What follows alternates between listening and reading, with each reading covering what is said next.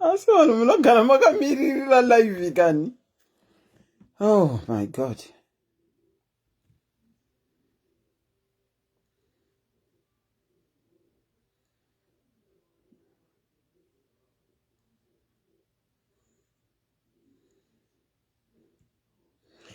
Rejoice Chico. Oh, masquera say wedwe. Happiness nube masquera say. Masquera say.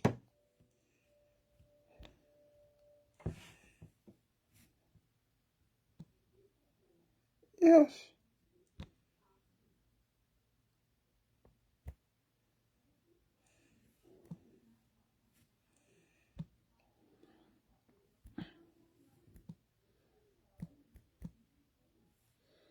Masquera say, guys.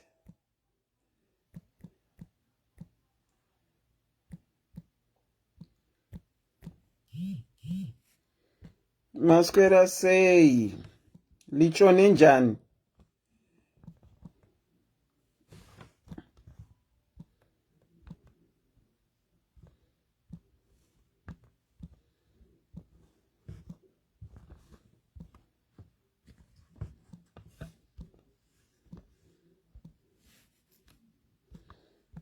Ngirozi zinoimba mutreni.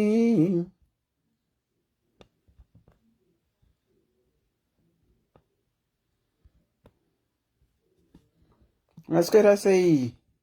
Uskwele njani. Masquera say, guys. How are you guys? How are you? Petronella Matuenga, hello. Michelle D'Souza, Messi Masimba, Maria Ganye, Rumbidzaita Chivei.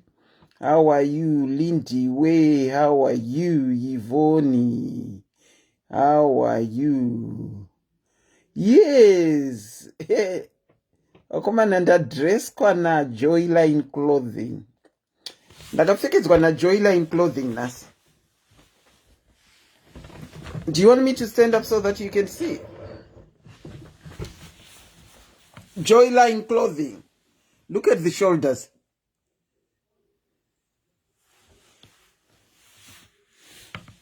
The dress kwana Joyline Clothing nas. The dress is from Joyline Clothing. Jiri say Menia, how are you? Mwana wa mofa.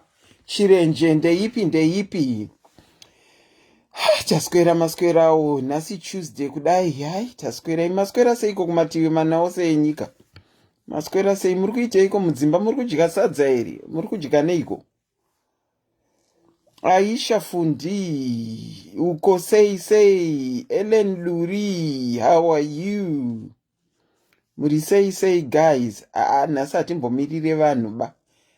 Nasati mirire vanhu. We are going to talk about life as an immigrant, second part. Inowa yatakapedzera kuita, I think musi weThursday ataibaduka nekuseka nestory dzatainzwa life as an immigrant. Can we see the full dress? And Selina, you are early in 15 minutes. And Santa Gaze. My joy. Hey, I'm very early for a reason. See? And then Santa Gaze, my joy. Can you see the full dress? Unfortunately, you won't be able to see the full dress. It's at the bottom. It's flat. It's flat. Rakuti ndika zere raka. Ndino sara ndisina kusimira kupasoko. Thank you. Messi Marufu, how are you? And then it has got two pockets. Two pockets. And she did another pink one. I think you have seen that one. It's a long one in a collar. So hi. And she said Nasoka dress na Joyline Clothing. I'll take a picture of it over the weekend and show you guys. It's I love the dress. In fact, I love both the dresses that she has blessed me with. I love both of them. This is it too. Saka today I'm dressed by Joyline Clothing. I'm dressed by Joyline Clothing. Consilia, how are you? Duduzile, how are you? Gina Mzane Namondeipi, Margaret Chiura Sadindi, how are you? Tambudzai. Murisei, take a picture and you send on the page. I will do that, my joy. That is what I'll do. Luluzile, quite beautiful dress. Thank you. Wait until you see the whole dress. Wait until you see the whole dress. But I'm loving the shoulders. Aningari sort of, Kanawaka Mira Aningari sort of puffed up like that. That is the shoulder. Chris Mutira, how are you? Hilda Musa, how are you? Ivy Vekera, say, SIS MELLY, thank you, Joyline Clothing, Reshua. Joyline Clothing. And the beauty of it, anongonditi auntie, tumirai picture. Kana kuti zvitorei ma measurements ndikusonerei dress. Elton Simbarashe, that's my son. Hello. This is, I'll do the honor today. Nasitrikumbeita favor. That's my son there. That's my second born son who is saying, you look beautiful, mama. That's my son. Well, we are going to watch a mama. So I love my shoulders. Akaita sort of puffed up and then it goes very slim. Mawoko. Saka kusonerwa ndisipo ne picture Joyline Clothing. Ano ndisonera ne picture. This is my second dress from Joyline Clothing. Thank you so much for dressing me, Joyline Clothing. Teresa Madoro, ndeipi. Masquera say, guys, Miracle, my boys, Masquera say, Ricket Dembo, Masquera say, go Ricket. Penny Achingwena, ndeipi. Margaret Chirau, Jasmine Madziwa. Masquera say, guys. Masquera say, guys. Love you, Nyakubereka. I love you too, son. I miss you, though. Love you. Love you too, son. Anyway, I think Tingachingo Tangai. Masquera say Kokuma TV mana ose enyika, guys. Let me pin the number before we start. For those that want to call and share their stories about life being an immigrant, WhatsApp 4477. The last time I had to be corrected in the comment section, my own phone number. Come on. Kukura kurkuto itika 0801. Okay, that's the WhatsApp number that you can call. So not the number. If you want to share your story, life as an immigrant, you can call on that number. Yokozuna wa Zimbabwe, my personal person. How are you? Masquera say. Shamaine Vambe, Masquera say. Tasquera. Hilda Mumasa. Moira Siveira, how are you? Okay, guys, tinokuchingamidza ipachirongo. My doidoya complainers because I'm 15 minutes early. She hasn't even had a bath. Saka, vochitoona vasina kugesa. My doidoi. Vicky King, how are you? Lois in the EP, Emily Magwenzi in the EP. Well, a very good evening to you. Ndinokuchingamidza ipachirongo SIS MELLY's diaries. Masquera sei kumatiwa na mana enyika makadini kana kuti madekwani akanaka kuni people like variko Australia huko nekuti Australia nana America tine time difference iri serious. Tine time difference iri serious, but ndinokuzvisinei ndinokuchingamidza imose SIS MELLY's diaries on a Tuesday evening. Now, so we are going to continue with our topic, life as an immigrant. But before we do that, we're getting to my announcements as usual. Okay, people had requested kuti SIS MELLY's diaries opening SIS MELLY's diaries HIV support group. The group has been opened. For you to join, if you want the link, you can write to me so that I can send you the WhatsApp link for you to join. Conversations have already started flowing. Let me put my official mobile number that you can contact me on. 794607356. Okay, that's the number in comment section that you can contact me. Uchida kujoina group. Positive conversations have already started with a few people that have joined, and we expect some others to join soon. But kwatotanga kutaurwa already. Saka if you are living with HIV positive and you want the support and hearing how other people are coping and taking it and how their journey of accepting kuti vane HIV is, you are free to join the group. It's very strict. Anything that is posted there is strictly HIV related. We don't allow you to post anything chema streets chaongononga kubva kuma streets kuma group and you come and post there. No, we don't. And if you don't adhere to the rules without any warning, uno exit quickly. Will exit you quickly if you don't adhere to the strict rules, because it's a sensitive subject, HIV, in a lot of stigma.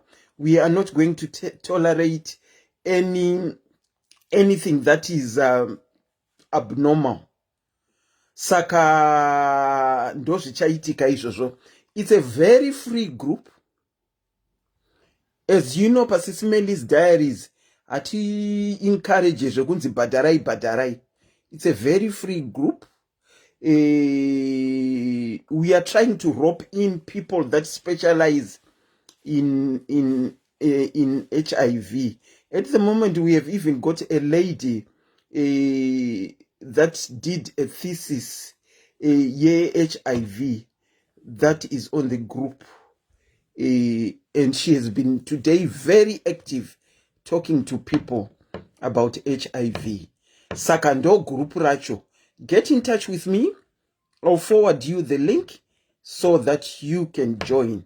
There are rules, as I said, that should be adhered to, and there are strict rules. Without any warning, kana paine miscellaneous, unobuda group very fast. Saka ndonya yacho. Alright. Last time that we met, takange tichitaura life of an immigrant. And taibvaruka nekuseka musumi. Tichinzwa nyaya dzakasiyana. Takanzwa that Australian lady akawana mbururu wake, akada kunomubatsira kuklina imba, aine hope yekuti achatsotswa beans. But akasvika kuine tsvina isingaiti. I think you remember the lady. Akasvika kuine tsvina isingaiti. Zvokuti akatobva aputwa off nabhururu for good. Akatopa excuse yekuti mwana wachief, saka anofanirwa kuroorwa nemunhu wekumusha. Tikawana vamwe vakabhadhara mazimari ekuti vapinde muUnited Kingdom vachitsvagawo kurarama kwakanaka. Tikaonawo vamwe vakatambuka chiJoburg kuSouth Africa, uko vakatambuka chiJoburg, bhururu akangodzima foni, vakazoyerekana vatsvaga mukadzi wekuchechi ndiwo vakazofonera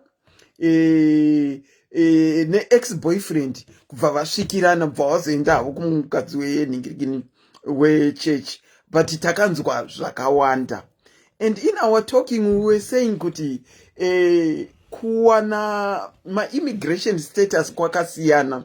Saka kuwana kwakaita ngana, we discovered amongst all the people that talked kuti takawana zvakasiyana. Vamwe vaiti mucomment section kunyepa, madam boss ari pano. Vamwe vaiti mucomment section kunyepa. Vamwe vakangopiwa automatically red passport yavo, vamwe vakati kunyepa. Iso vamwe tikati aiwa zvinoitika. Tikawanawo futi vaya vekukwira ndege for the first time seni vakasvika. hayo tinovachingamidza madam boss. Tina madam boss paplatform.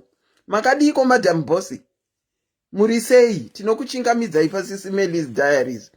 Vakaita nzeve dzakabloka, vakwira ndege for the first time, vasvika vakubvunzwa mubvunzo wakati I can't hear, vakazopiwa mint sweet, and then a miracle happened. Her ears opened after being given a mint sweet.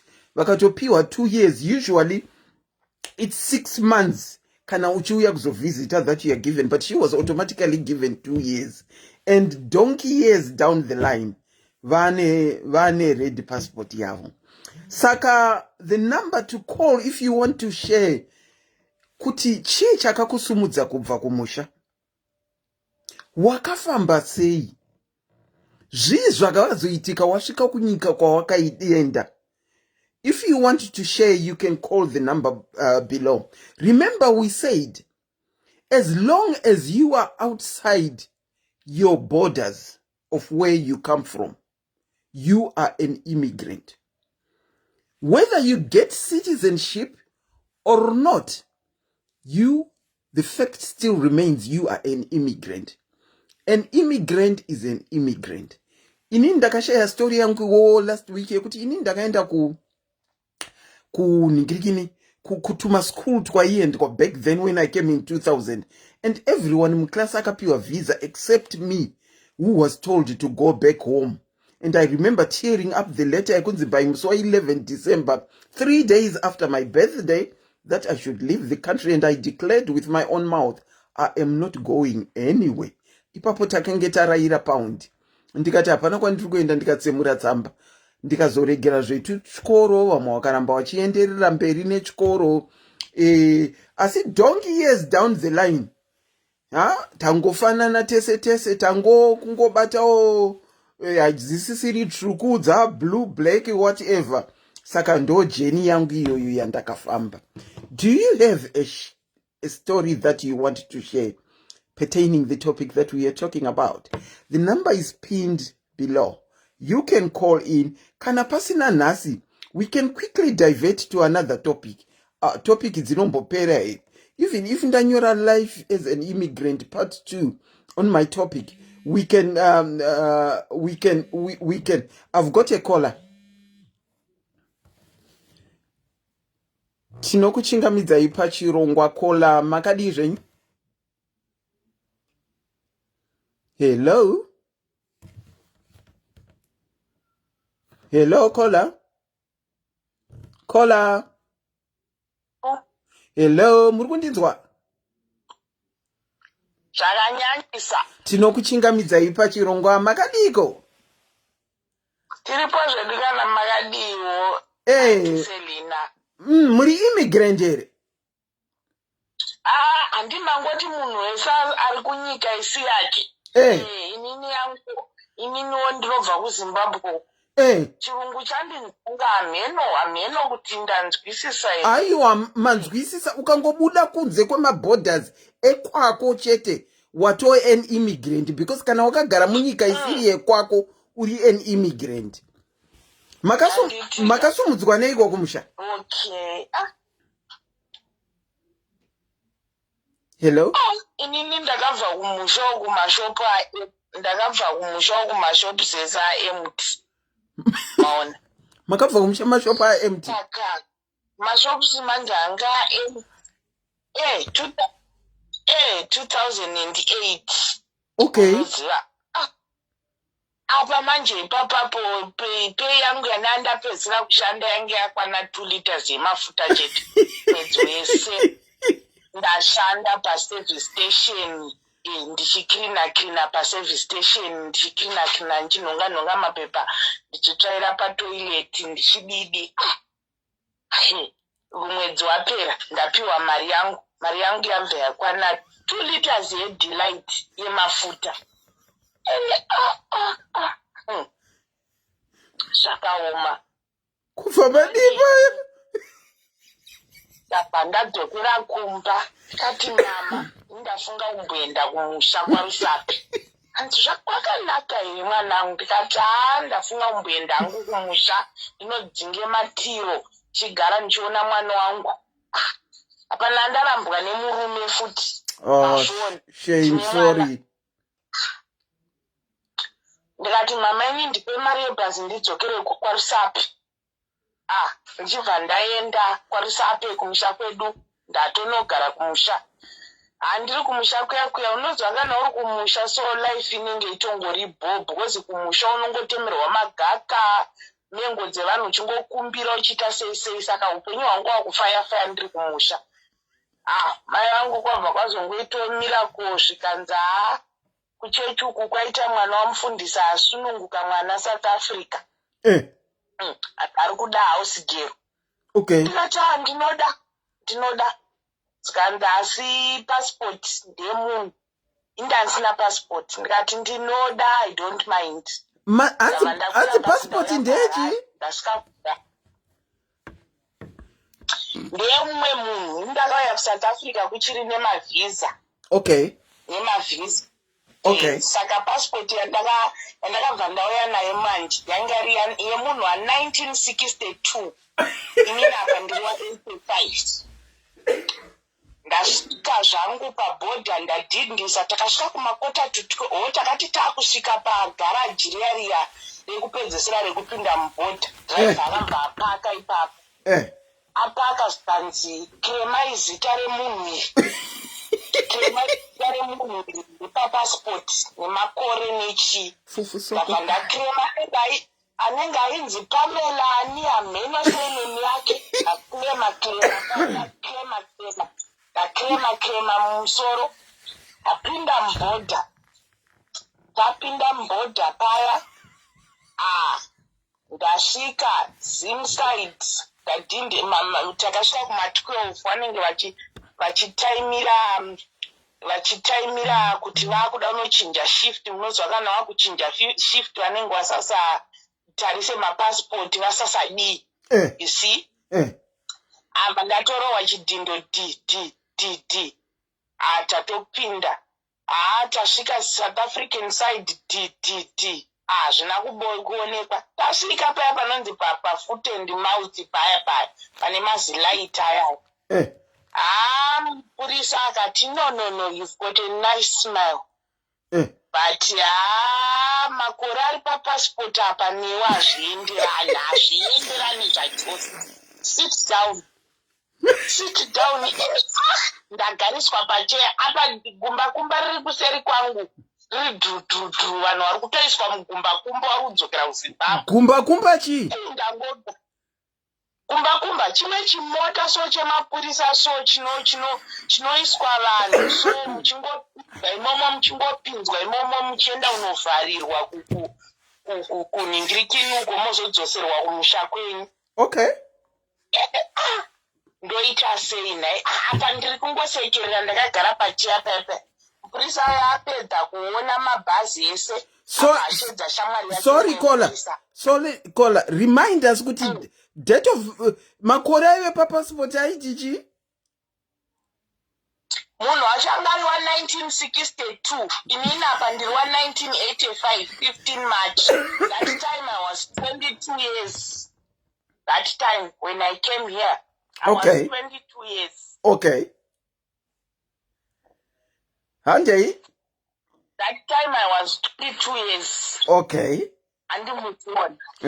Ndabva ndanda avashedza mumwe wake zvikanzi just check this person and check the passport. Zvikani mumwe wake asiri yemunharapo. Zvikanzi look at her. She's got a nice smile but she's lying to me. Zvikanzi chindiudza chokwadi usingandinyeperi. Zveshuwa ndakabva ndamuudza makore angu nezita rangu. Zvanzaka uri kuenda kupi? Ndiri kuenda kuDurban. Kwani? Ngati ndiri kuenda cousin yangu. Ukunoitei? Ndiri kuenda kunochengeta mwana. Give me your number. Ndikati handina number, handina phone. Kuti ataudzwa kuZimbabwe kunzi mafoni akazara kuSouth Africa. Akabva atsvaga chipepa chake bva anyora zita rake nefone number yake. Zvikanzi if you get there please phone me. Please phone me. Please. Zveshuwa akandiperekedza akuda kundisiya akanzi unani kati ndiri mukombi apa kombi yakumberi mberi ndakauya nekombi okay saka nemuprista umwe manje ukamusiya apa achasangana nevamwe chimuperekedza ndaperekedzwa ndasvika kukombi ndauya ndasvika mujobheki ndasvika ndakamirirwa nevamwe vainzi sekuru ndabva ndagariswa the whole day mupark station ko ndaifunga ndichatambirwa ndonogeza ka handinonogeza nekushisha ikoko iwe mainhiya tichingonhuhwa kudaro tapinda bhazi remanheru tasvika kuno kudhebheni zvedu tatambirwa bhobho tasvika takutoshandira mazimbabwe biya edu unombotangana uchadiwa uchasvika uchadiwa uchasvika hau uchiri nejinja resouth africa takazongona zvinhu zvaakungochinja apa handina mapepa ka ndauya nepasipoti yemunhu wa1962 mainhiya handina pasipoti zvazvanzi kunoendwa kumaaslam ndabva ndaendawo kumaaslam ndaenda aslam ndo inonzi asylum seeker ndaenda kuasylum seeker uko amhenoku kudhebheni uko tasvika ikoko kudhebheni tasvika ikoko kuya first month ndakapiwa 3 months dzangu pandadzoka ndadzokera 3 months dzapfuura ndadzokera ndapiwa 6 months ndadzoka ndiri apa kuya kwatatasvikira kwangu sasagarikeka vanhu vachinja mpaka makambobika here mimusistelina kuti munobika mopedza kubika otika muridzi wemba ngauya opangura pleti yake nehama dzake okanganikwa ndakazviitwa izvozvo uriwe wabika but ndakatanga kungoti mwari ndibatsirei mwari ndibatsirei mwari vakandibatsira chibva ndaona basa ndakaita garden boy ini ndiri house girl ndiri mukadzi kudai makambopusha loni mowa inini ndakaipusha loni mowa iyaiyaiyi musanyeperwa asikana muchiswera nyepera ndanzi chinembwa aibviswe nemukadzi unenge wakagarika musakutaure zvekunyepa ndakanoita garden boy pamurungu iwe tikatoti upenyu hwakufamba upenyu hwakufamba tabva kuya kugarden gero kuya tava tazonopindawo mumaindia rimwe zuva ndazoenda kuhome affairs kuya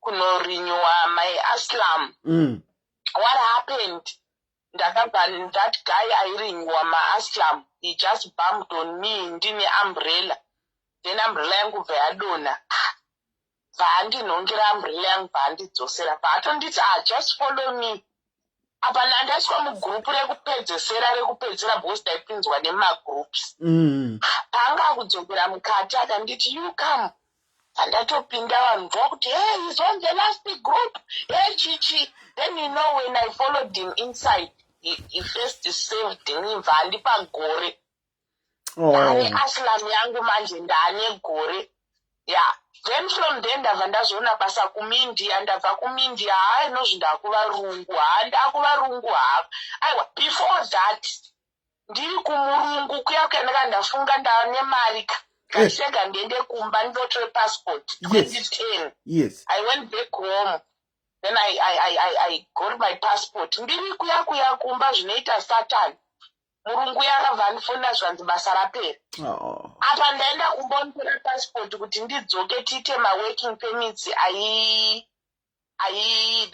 ataida kupiwa nehurumende aya yakambopiwa vanhu neSouth African government then when I came back passport yangu ndaanayo asi murungu anondinyorera mapepa handisisina then from Norway my pastor used to work for another minister so then my pastor vaiva neaccess yekungopiwa mapepa kubasa ikoko nathat minister wawaishandira then he provided the papers for us aiwa zvino zvandichazi chipadagum South Africa I've got my working permit saka ndinoda kungosheya kuti takabva kure nawo upenyu hwehu matitiri maimmigrant maimmigrant asi zvinozvinini ndakutotiwo ndinotofamba nakati chest out bank account yangu ndatonayo ndinotovhurira umwe vanhu mazita nebhengi rangu nezita rangu vasinawo mapemiti.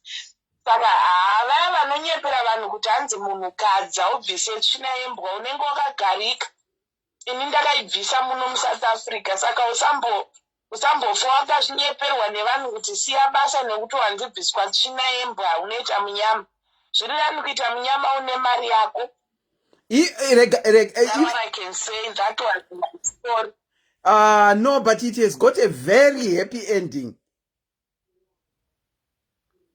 And as you know, where I'm working now, ndikati October, I'll be 10 years here. Pass permit expire. Vanondibhadharira, vanondivuselela permit yangu, vanoivuselela. Saka ini chandodaungodza vanhu kuti musanyeperwe zvenyu zvamunofurirana kuti chinembwa ibatwe nevakadzi unoita munyama immigrant unoita zvese. Yoko rega ndikuudze, ini ndakaibata kunoku kubata That was my story. mira Yoko, ndakaibatawo tsvina yembwa, but kunoku zvauri kutaura zveloni mowa uku kunoku it's very common. Like pamba pangu inini handitotsvage munhu anondigerera loni, ndinobata loni mowa ndega ndichigera. Saka inini ndiri chipoko ndakashandira vamwe varungu kwandaichengeta vana. Ndakachengeta vana ivo for 17 18 years. Saka mwana mukomana ndaimudriver because aive a distance away. Saka ndainomudriver kunomudropa kuchikoro nekumutora mwana musikana aive padhuze. Saka murume nemukadzi vese vaishanda. Saka ndaibebisita vana plus kufambisa imbwa. Yoko, ndakambotanga ndichafambisa imbwa handiti inoita tsvina ka, ende kunova restrict kuti imbwa ikaita tsvina unonhonga tsvina, ukasanhonga unobhadhariswa 80 pounds. Saka kune maplaces ekufambisa ndaenda, ndakatanga ndichienda zvekunyara ndichiti kana yaita tsvina amai mindonhonga, kana yaita tsvina amai mindonhonga. But zvaindinetsa zvokuti zvokunhonga tsvina izvozvo zvokuti kwayanzi munhu womukadzi hanhonge tsvina yembwa anoita munyama izvozvi. Ndazoti one day ndagadza magatsi ndikati inini murunguka, there is something I want to tell you. Zvikanzi what? Ndikati in my culture a woman can't pick dog poo. Zvikanzi what do you what do you mean? But it was good money. It was very good money because both murume nemukadzi vaive madoctor. It was very good money. Ndikati in our Ningirikini, in our culture, if a woman picks dog poo, you will have endless problems in life. Why didn't you tell me in all these times that you have been taking after a dog? Saka vakazotanga kutsvaga dog walker. Ndakainhonga tsvina yembwa kune asi munhu mukamuudza handizozanogona kutoti mama Selina kudara here shuwa nezvamuri izvozvi, asi muri kutotaura ndainhonga. Yoko maraife akasiyana shuwa. ende nhuviro inoita tsvina yembwa kuinhonga mukabhegi kaya ugofamba uchireya kabhegi so kusvikira wasvika kumadesignated beans.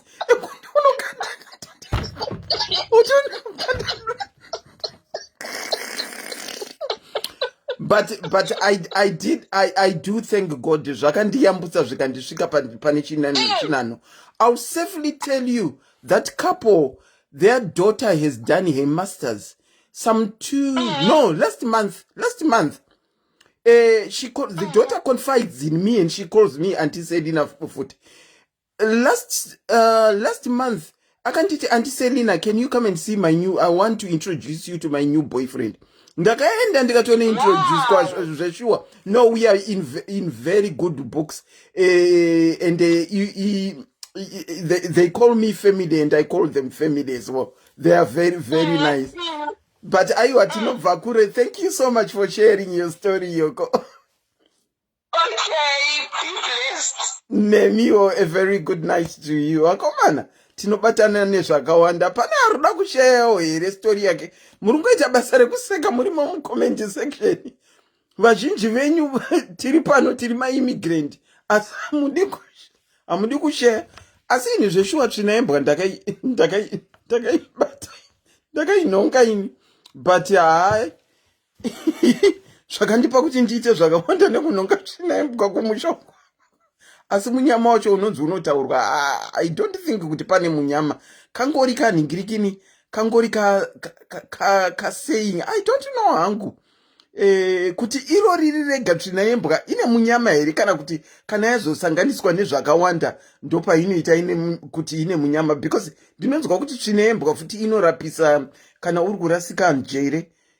Tsvinaimbwa yakaoma kwai inorapiswa munhu ari kurasika njere. Regai titore kola uyu. Tinokuchingamidzai pachirongwa SIS MELLY's Diaries, Life as an Immigrant. Makadini? Hello? Kola? Hello, Triben Makadi wantesele. Kwakadikwa muriko. Nukuri right. Makasvika sei, makabva sei, zvikagofamba sei. Zvino mabva matakana pane nyaya. Pane nyaya hombe. Taura itinzo. Handisi kukudza makore because inoinvolva family. Alright, okay, no problem. Alright, no problem. Taura zvamuri comfortable kutaura nazvo ini. Ini ndiri munhu akaroorwa before kuma 2000. Before kuma 2000. Ndaroorwa before kuma 2000. Ndakachata. Ndisati ndachata ndakatora passport. But passport because ndakachatira muHarare. Passport yangu ndikayabudira kwaMutare. Passport yangu yabudira kwaMutare. Ndakachata iri Saturday. Apa ndaenda tenga ticket rendege. Kuenda kupi imi muri mwenga achangochata? Ndikuya kuUK. Ndatenga ticket rangu rendege pamuchato wese. Baba wangu munhu anga asina hana. Baba udza munhu wese kuti ari kuenda kuUK but haana kana passport.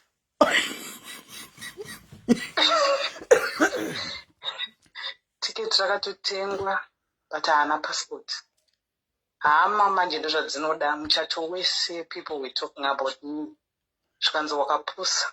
Ungatenge ticket usina passport. Kukarambirwa. Ndikangoti amen. Because ticket rangu rakazobuda.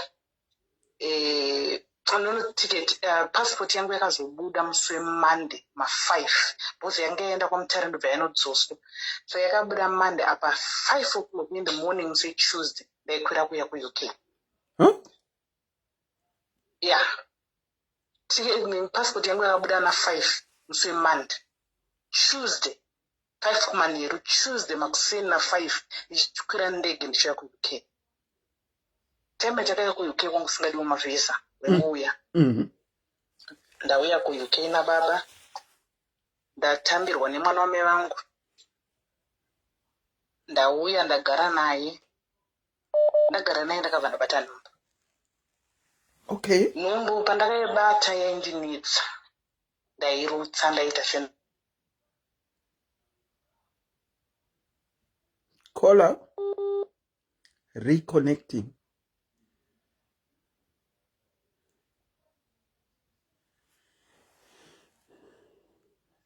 Ko vanogoita network problem seiko kwavari ikoko. Regai tione kuti tinokwanisa kuvakola back here futi. Yeah, vari kukola back futi. Hello kola, handisi kuziva kuti zvafamba sei, yanga iri ngoti reconnecting. Aiwa ndofunga pamba pangu panonetsa network. Asi muri kugara kumaruzevha kani? Kumaruzevha. Kumaruzevha kunonetsa network, kwangu kunonetsawo futi network. ndauya ndatambirwa nemwana wame yangu tagara mbiri kunetsa mawira ndakaita ndisandauya ndimbotidzokere kumashure ndakauya ndichiuya nemwana wasise ndokuya kwandakaita kuuk maiperekedza mwana ndaiperekedza mwana alright but at the same time batanzi kana tikabvunzwa paairport tofanira kutaura kuti tauya kuhanimuni tapinda paairport vaya nemwana hatakatombonetswa tapinda muuk apa chirungu mainhiya chekuzimbabwe nechirungu chemunomu zvakasiyana zvachose zvakachachose tapinda muuk ndagara nemwana wame yangu munhu wekuti time yakauya muuk ndo vanga vari ana vanonzi ana SIS MELLY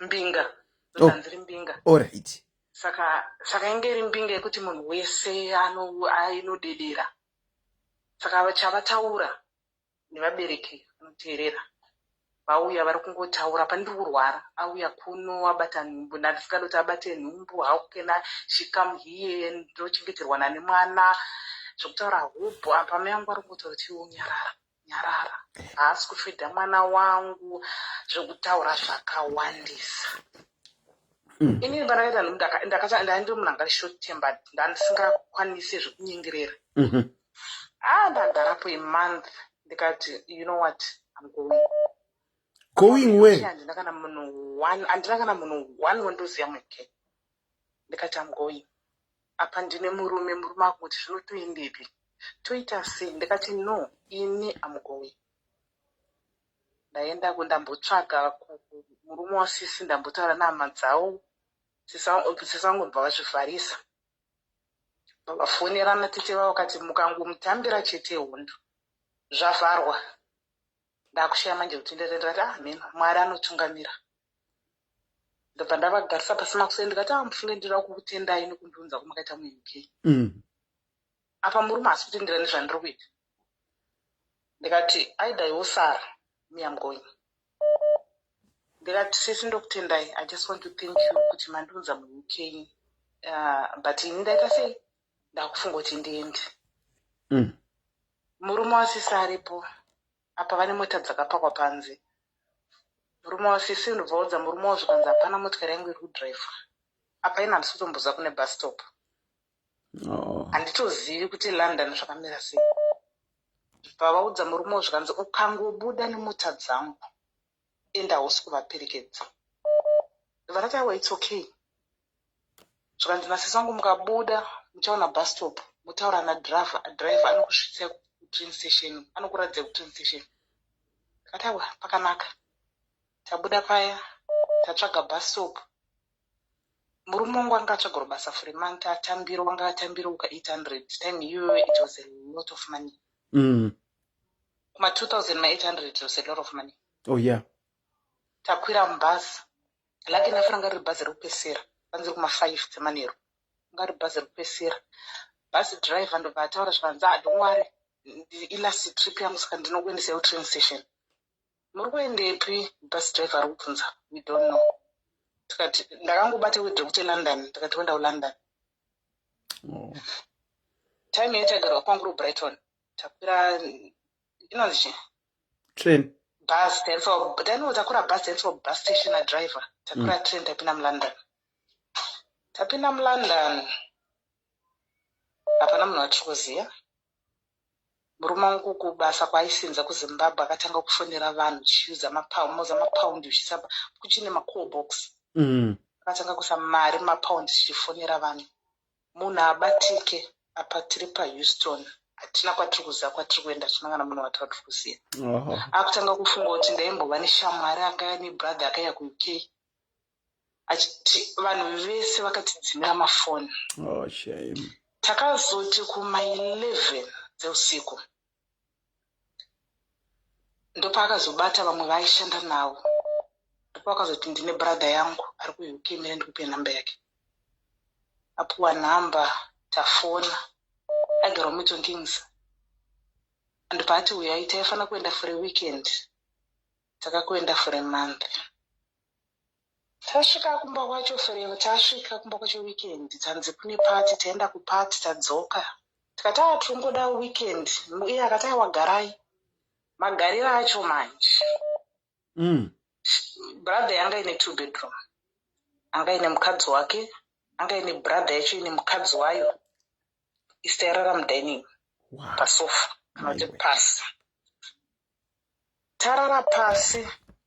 Mukadzi wacho aiti murume wanga ina manights. Aishanda manights kumasango iji kunatingongori kuvhindi. Saka aiti akaenda kubasa manights akadzoka kuma6. Mukadzi this guy watikanogara watipamba takagara mukadzi wacho yamuka kuma7. Mudining ndomutsa baba vasvika kuma6 ka ndomutsa kuti kugara because vada kumwa tea vada kumwa breakfast kumakuseni vachienda basa. Ndomutsa ndogara urara ari pasofa ugara because munhu wese aipinda mudining manga muri mulounge dining saka munhu wese aipinda imomo apa munhu akarara pasofa paari kudzokera kubasa.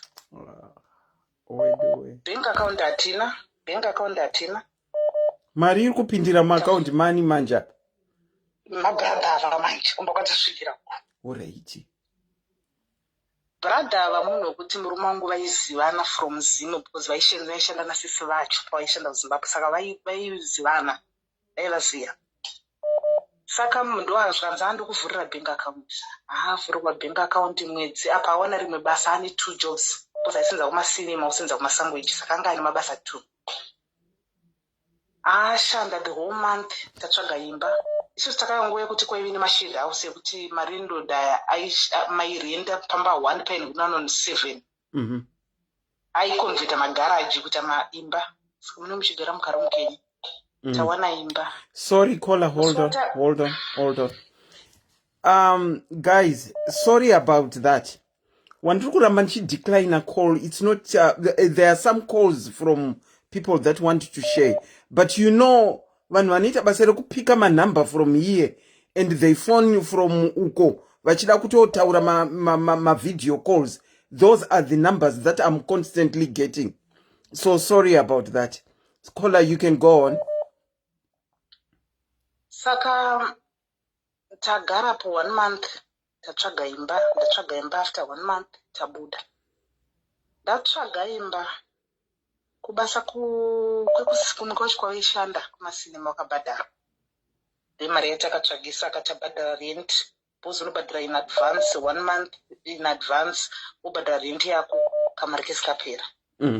Yekano mari yekumasangweji manje zvakunzi takudhimanda mari zvikanzi ndichakupai apa mbama ndabudomo ndandine mentality yekuzimbabwe kuti ukabuda munhu upoto plate chi yekunotangawo imba yako yekunotengawo imba ko handina kuzvitwa kakuzimbabwe saka ndaifunga kuti zvandagara namai avachafunga kuti aiwa ndichampu plate no kwakusina izvozvo takangobuda nehembe.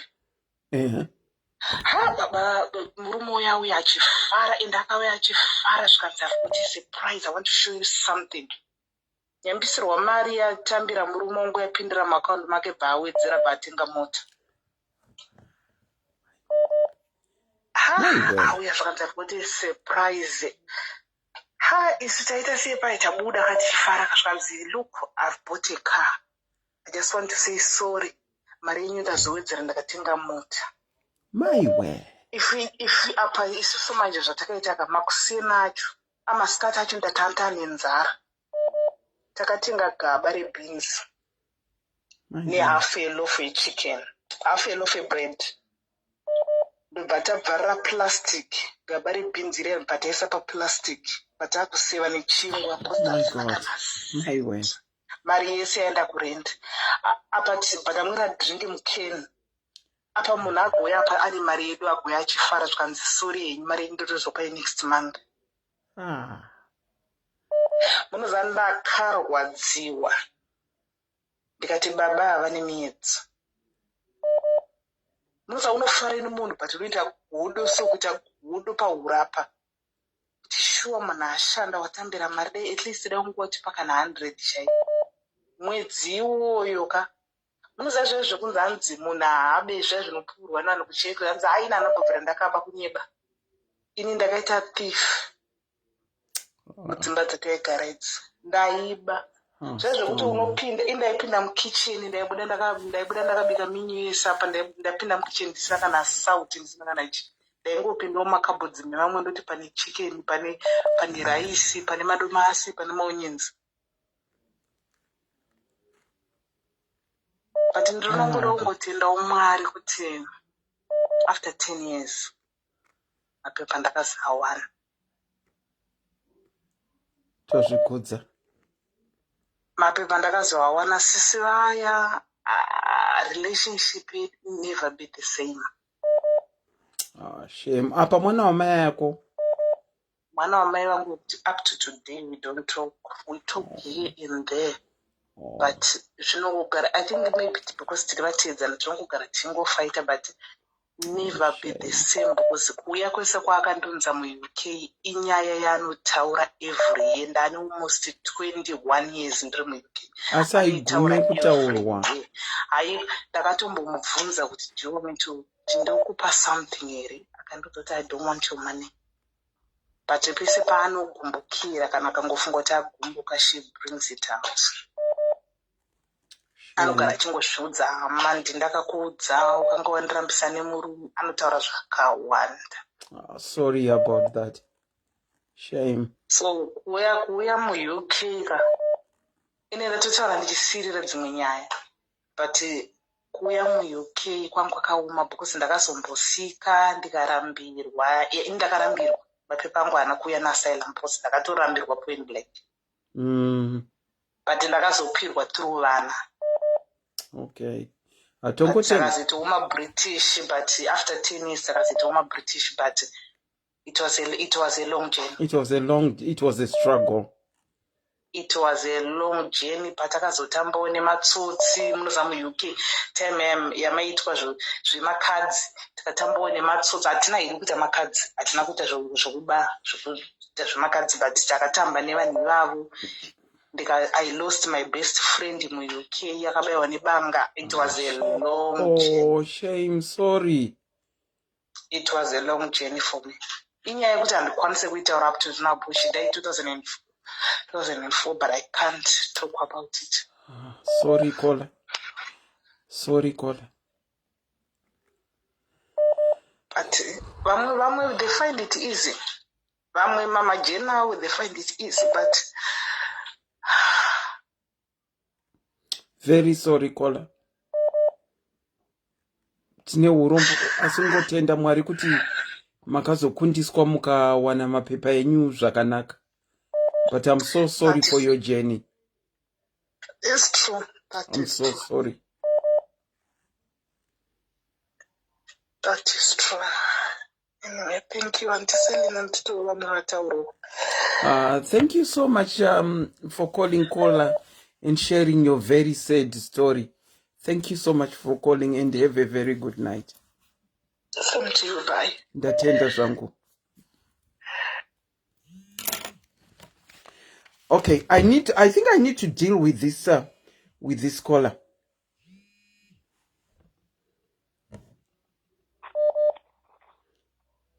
What do you want? What is it that you want on my phone? Why are you calling me? Why are you calling me? I love you. Please don't call me again, okay?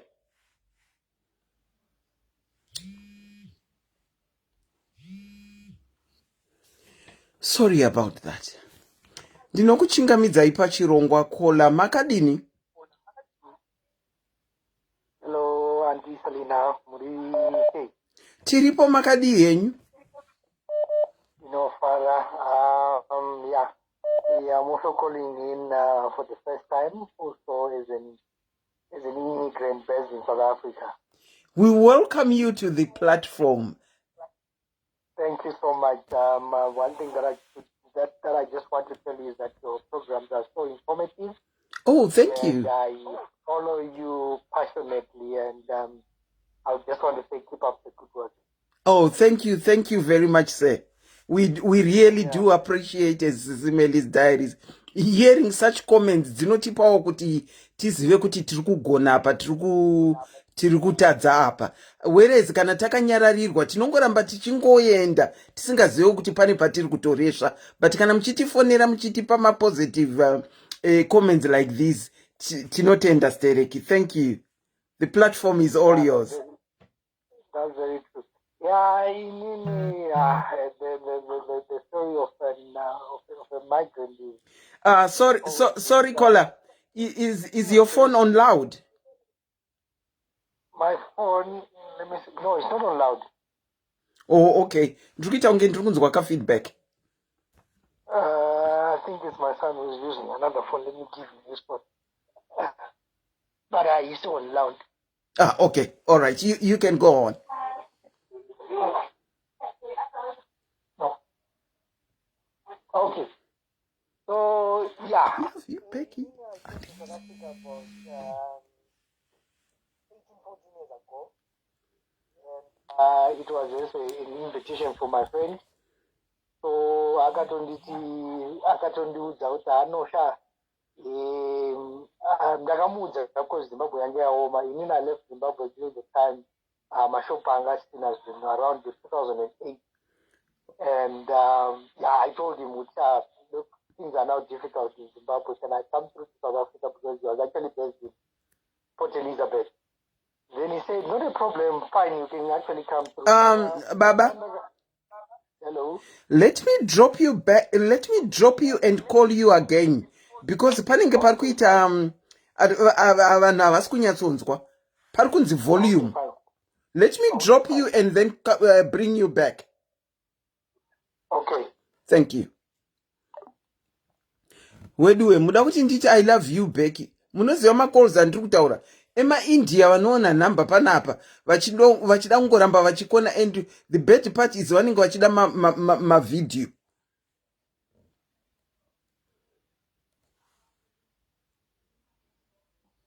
Let me call Baba back.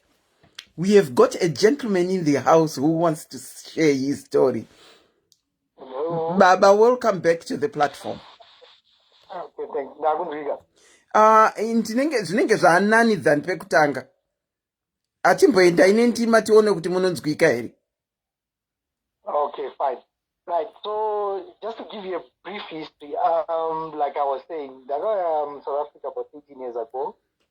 I came to South Africa during the time in Zimbabwe, my shop, and people were actually not being paid. So I had a friend who had actually came to South Africa, I think a year prior.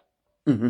So I spoke to him on the phone, and he said, "Fine," because we're more like brothers. Because when he wedded, I was his best man. All right. On his wedding day. So all we right. were very close. And he said, no, not a problem. You can actually come through. I don't see any problem with you coming through. So my days andagauya, no, my days there was maybe a facility my visa.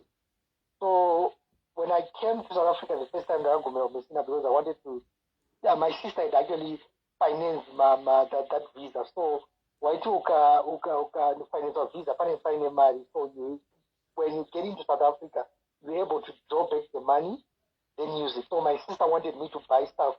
So I came to South Africa,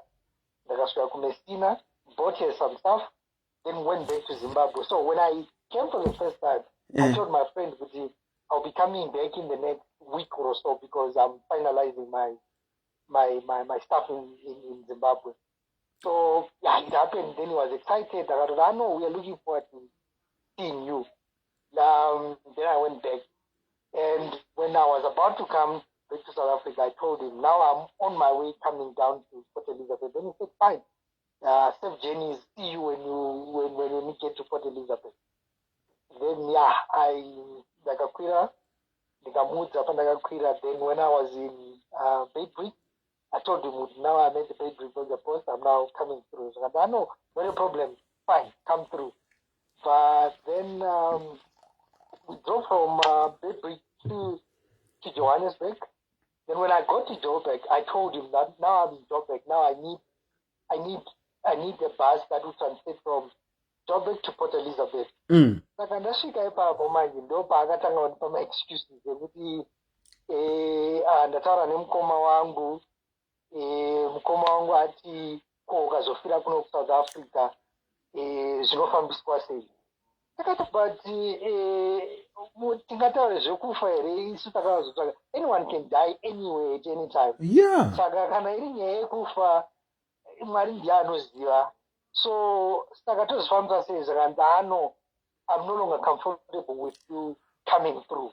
And I've imagined that Tom topic. And remember, Pandaka ku Zimbabwe, na ndatosiya basi.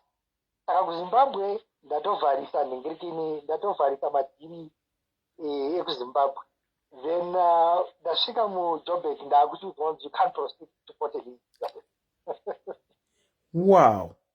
So yeah, and it so happened within the around 4 a.m. Mujoburg. Then I started calling him around 6 to tell him, good, now I need to proceed. How do I get transport to come through to Port Elizabeth? That's when he told me that he can't. I really can't come through to Port Elizabeth. Fine, and gara. Then Zinongoita Umari.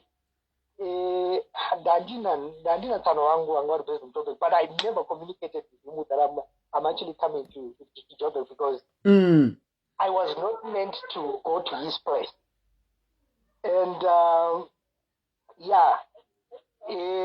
I had to look for his number for some reason. Ndandakanyora my numbers evanhu vakawanda mubhuku notebook rakandinaro. So I had to look for his number. Then I called him.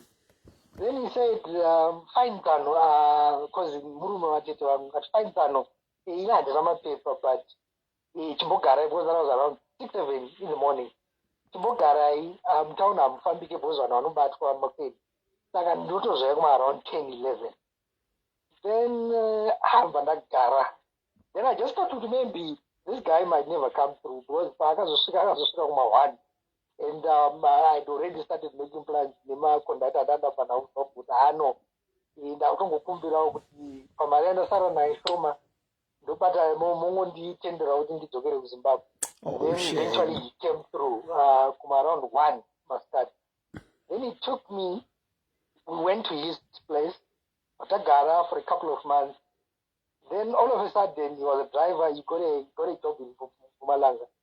And I was left at the place that he used to stay, Ndiriwani, Ndisina Basa, at the same time Ndisina Mari. So the Saram Joburg, that's when the real struggle began.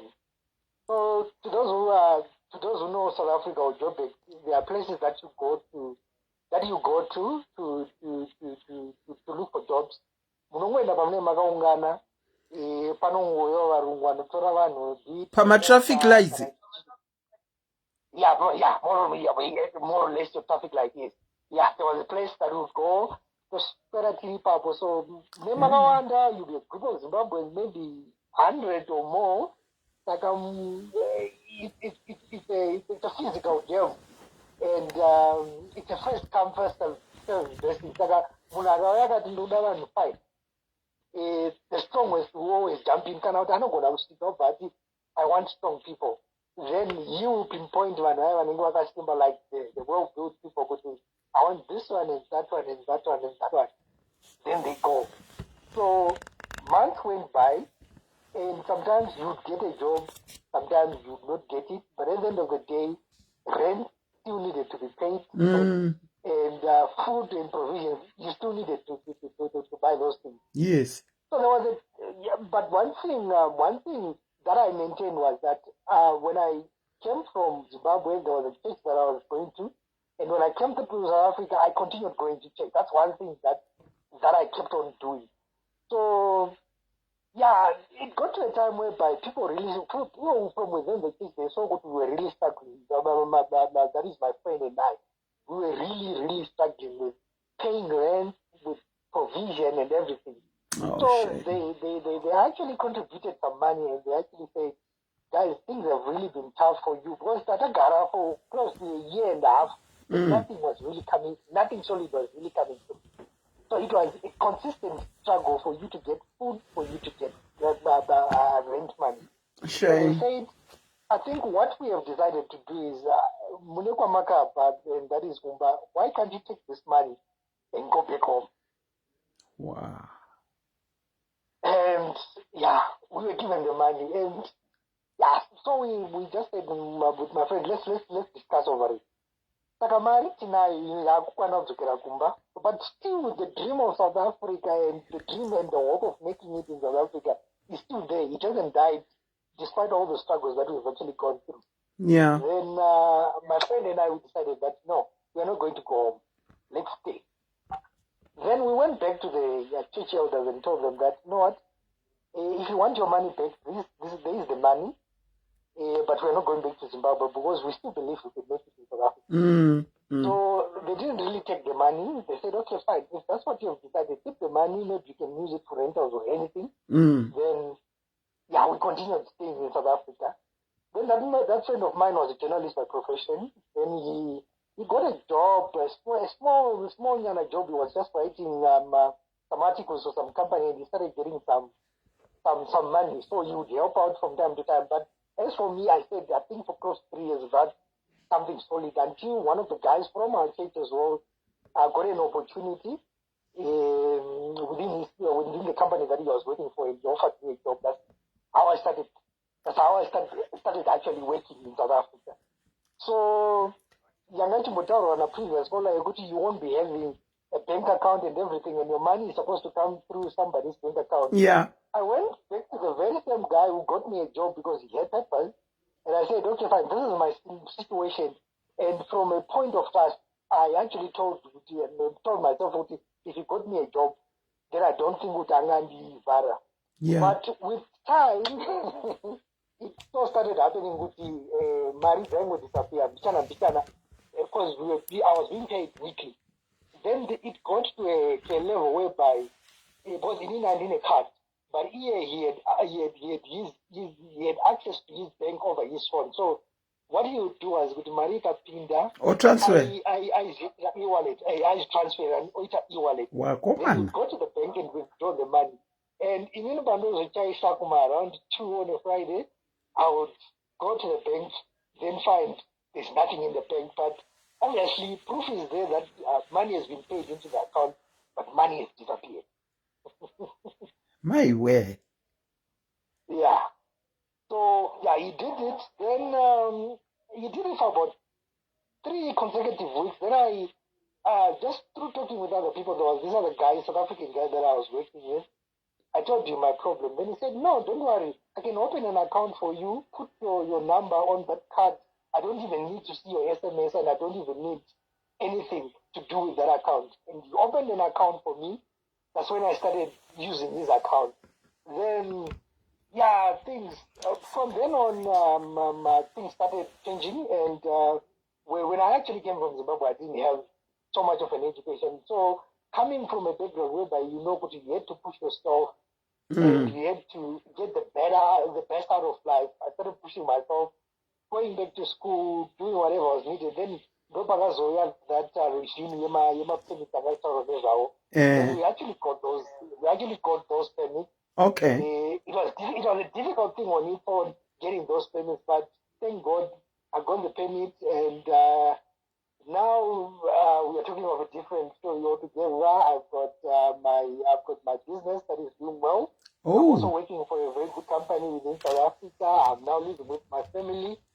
And I'm looking at prospect of buying a piece of land in South Africa and also develop. And recently I've just been chatting with a friend who is in Canada, and he was just saying there are good prospects for people like you, stuff.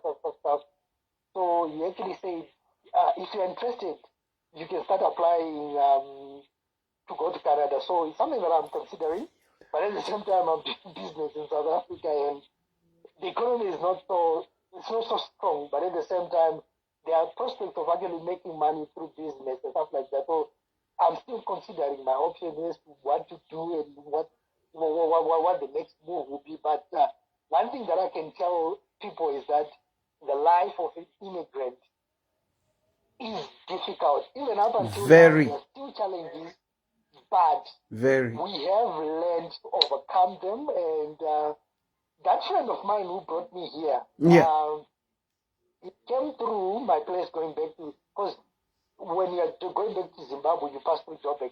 And when he came through Joburg, I gave him a very good reception. I actually went and picked him up. I drove to town, went and picked him up.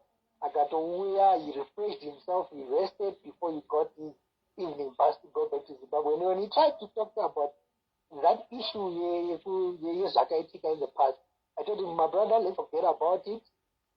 What I've realized is that I was never meant to go to Port Elizabeth at the end of the day. Yeah. Yeah. Otherwise, probably if he had gone to Port Elizabeth, all this that you're talking about would have never happened. Who knows? True. That's true. That's what I always tell people, that sometimes we plan that we are going to do ABC, but it is the plan of God that prevails at the end of the day. Jeremiah 29:11. For I know the plans that I have for you. Exactly. So I told myself, and I forgave him, and I told myself that, you know what, God had a plan for me to be settled in Joburg, and I was never meant to go to Port Elizabeth. Well done. It's a very sad story to start off with, but kutotenda shamwari yenyu yekuport Elizabeth akakudzivisai kuti muende ikoko, aitokuvhuriraiwo madhoo enyu ekuti muite zvakanaka, hezvo akazopfuura nekwenyu mukamuhosta zvakanaka. Ndosaka zvichinzi mukati meupenyu haikona kudzorera chakaipa nechakaipa, haikona kudzorera chakaipa nechakaipa. Just imagine paakazopfuura nekumba kwenyu makada kudzorera chakaipa nechakaipa chakambenge chakaitirwa, unenge uchitongozvivharisirawo futi madhoo. But well done to you. It's a sad story but with a very happy ending. Yeah, normally I want to encourage my Zimbabwean brothers, especially those who are in South Africa. It might seem as if it's not possible. I went through the drill. I am talking from experience. It was very difficult. Kurarama usina a stable income for close to 3 years, but I can attest to the fact that as long as you are determined, as long as you have something that you want to achieve in life, continue to focus. It will not be easy, but it still can be done at the end of the day. Yeah, it's like the other lady who was talking before you, achitaura what she went through, vachitora gaba rebhinzi vachisa paplastiki vachiseva nechingwa. Exactly. Yeah, asi iko zvino zvanaka. Well done to you, and all the best still to yet what is to come. Yeah, true. Looking forward to that. All right, take element hesitance inenge iripo, but thank you, Auntie Selina. Thank you for the good program. It's educative, and you're one of the platforms inoitwa nemazimbabweans zvisina zvinonyadzisa kana zvakashata. Keep on doing and bringing the good content to the people. Thank you so much. Thank you. And before you go, mati element ye hesitance inenge iripo. Do you know kuti element ye hesitance ukada kuifollower, you will never achieve anything. In life, we need to be risk takers. If you hadn't taken that risk of kuuya ku South Africa ikoko, all that you are talking about zvanaka iko zvino would have never happened. The problem here, Auntie Selina, I started farming in South Africa recently, so okay. It's a promising prospect, and it can be something that I can actually do on a full-time basis. So I really want to see where it can actually take me. It's a good project that I'm doing, and I think it can actually sustain me and my family going forward. So, dopamine element is, should I go and be a worker in the first world, or I should stay in South Africa despite all the negatives and actually create a legacy for myself and for my family? You need to pray about it to get the direction. True, correct. You do need to pray about it. Because isusu sevanhu tinotaura zvatinotauraka, and yet you can come ku EU kwacho and even prosper the way you are prospering. But you need to pray about it to be given a green light yekuti ndizvo here kana kuti handizvo. Yeah, true. Or you can even go and explore, leave your family there, go and explore and see what it is like. Initially it start off with just a holiday to go and see kuti kwamuruda kuenda kwacho kwakamira sei, and then probably get people vari around to see how they live, so that you can make your final decision. I'm seeing your audience saying, please stay in South Africa. So I'll pray about it. I'm someone who prays. Yeah, pray about it. So I'll pray about it, and yeah. But one thing that I want to applaud you for is bringing the right content, family content, the right content to the people, and for that, if there was an award to be given to people like you, like community builders, I would have given that award to you. We do appreciate. When you have that farm, we'll be waiting for the award. SIS MELLY's diaries. Thank you. I'll continue to partner with you going into the future. Thank you so much. Thank you. And thank you for sharing your story. A very good night to you. Thank you. Wow. Anyway, izvi zvidzidzo zvatiri kuwana, especially kuvanhu vavanoziva vari munzira vari kuuya kwavari, kuti tidzidzire kubata vamwe vanhu vanouya mukati medzimba dzedu vachitsvagawo kushava, vachibva kwedu kusina kunyatsomira zvakanaka, kubata vamwe vanhu zvakanaka, nekuti ramangwana remunhu, hold on corner, ramangwana remunhu wawainvita, you don't know what their tomorrow is.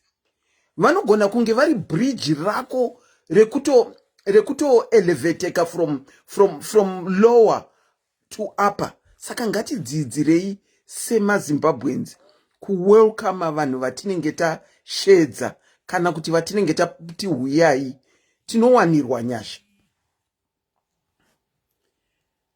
Ndinokuchingamidzai pachirongwa. Kola makadini?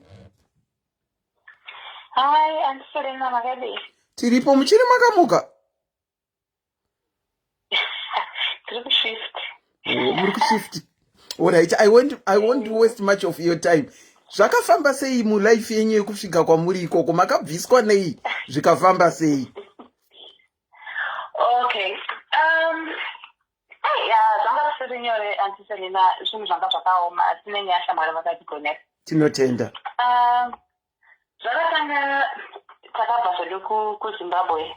Inini ndikasangana nemurume wangu kuSouth Africa. Ndakandotova zvangu nemwana wangu, mwana ndinaye, tikasangana nemurume wangu. Ndobva murume wangu angoti ari kubasa one day kwanga achishanda tiri kuJoburg ikoko. Ndokubva aona advert Indeed yevanhu vari kutsvaga basa kuno kwatiri. Okay. Vanhu vaida vanhu, like company yaida vanhu from SA kuuya kuno kwatiri. Okay. And then ndabva murume wangu apply ari kubasa ikoko, akangosawo CV rake online ipapo, ndobva zvangopera. Saka pakati papera mwedzi mishoma ndobva vamupindura. Anambondiudza. Ndobva vamupindura. Saka pavakampindura akabva ndotokati unozoenda ka-apply basa online Indeed. Vanhu vachavapindura. Vanosvikapindura vapindura vari kupi? Okay. Ngatione tione kuti chaita sei, tiende kupi, tione kuti waenda here kuma-interviews kwacho ukoko. Saka zvakaita zvokuti vakati vachimuudza kuti wawana basa takutora, tiri kukuya kuzokuita ma-interviews, vakati unofanirwa kuya kuinterview nemhuri yako, company yai. Automatically kutongoenda kuinterview nemhuri? Uri kuya kuinterview yokuenda kuAustralia, unoenda nemhuri because it's a big step. Mukuzvinza Anselina. Saka isusu ipapo takafunga kuti this is too good to be true. But anyway, tangu even ndikatongomudzi ngatisiye mwana. Iye ndati no, ngatiende naye because mwana wangu anga ari mwana wanga asikadzikana. Ndikati tiende naye. Hold on caller. Indeed, aizi ku UK chete. Indeed agency iriko ku Africa. iriko kuAfrica indeed. Mabasa haisi kuUK chete. Okay, you can go on. Okay, Anthony. Ndandati kuti okay ndobva vasaita date rekuti tiende kuinterview. Ndototi ngatisei mwana akati aiwa tisei mwana toenda naye because what I should bring my family. Oh okay. Takatova nemwana wedu takasanga takataitwa nemwana wedu angatova atingatova ne1 years a month. Ainetsa anga ari mwana wanga asingazikamai vehyper. But akangoti hande naye handiti vandisichiwe nemwana tiwe nemhuri saka ndimi pamhuri yangu ndoenda nemi.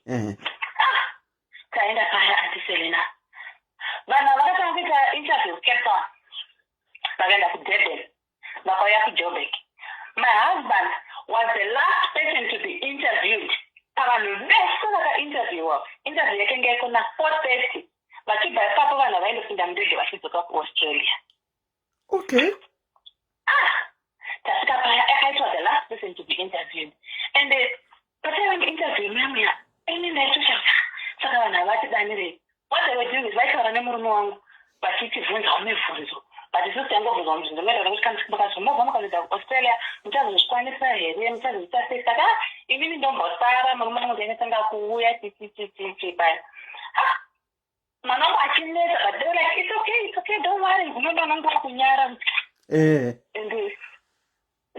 hold on until Selina to the Pabasa. One of my clients is looking for me.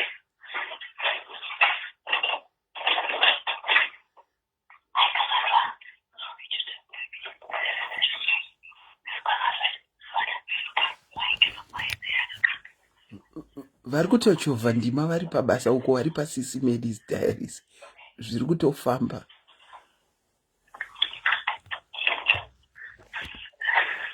Okay, sorry, I'm Selina. It's okay, yeah. Muri kuchovha ndima uko muri kuSIS MELLY's diaries. Zviri kutofamba zvakadaro. Saka vakaenda kuinterview kuya.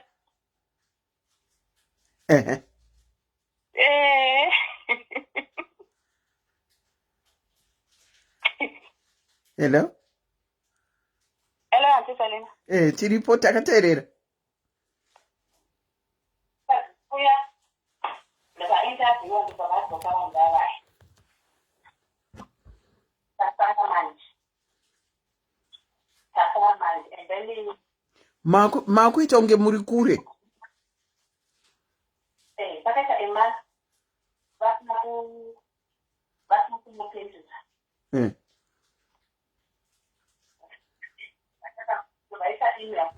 Caller.